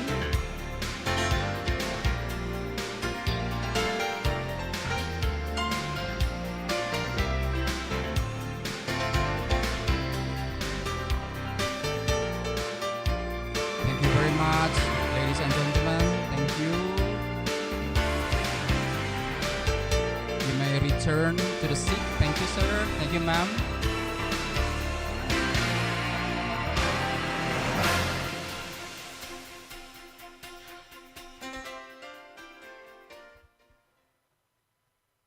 All right, ladies and gentlemen, it's been an honor to host all of you today. I hope you have found this conference both enlightening and enriching. Please remember to stay connected with us through our ICTHB website for updates on future events. As I close today's conference, I wish you all the best in your continued work and research in tourism and hospitality business. I would like to convey a great appreciation to all of you for having the pleasure and attending the entire events. Should there be inconvenient matters within the procession, please allow me to humbly apologize. We wish you a very pleasant day. I'm Agus Priyadi, would like to say thank you and see you and join us again on ICTHB 2026. But before you leave, before we have the break for the prayer and lunch, let us take a look at once again our last performance from the Arumba team with a song where they are going to play 2 songs from nursing students. Thank you very much, ladies and gentlemen.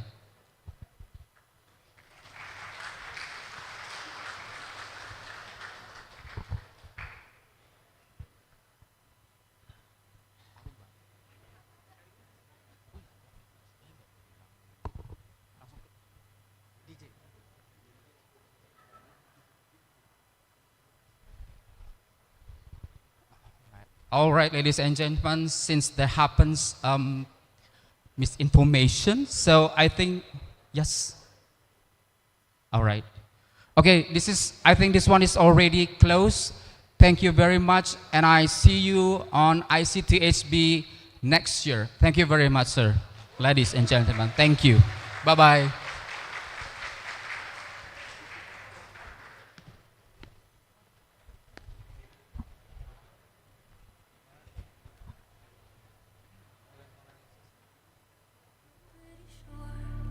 I recognize you, there is something in your eyes.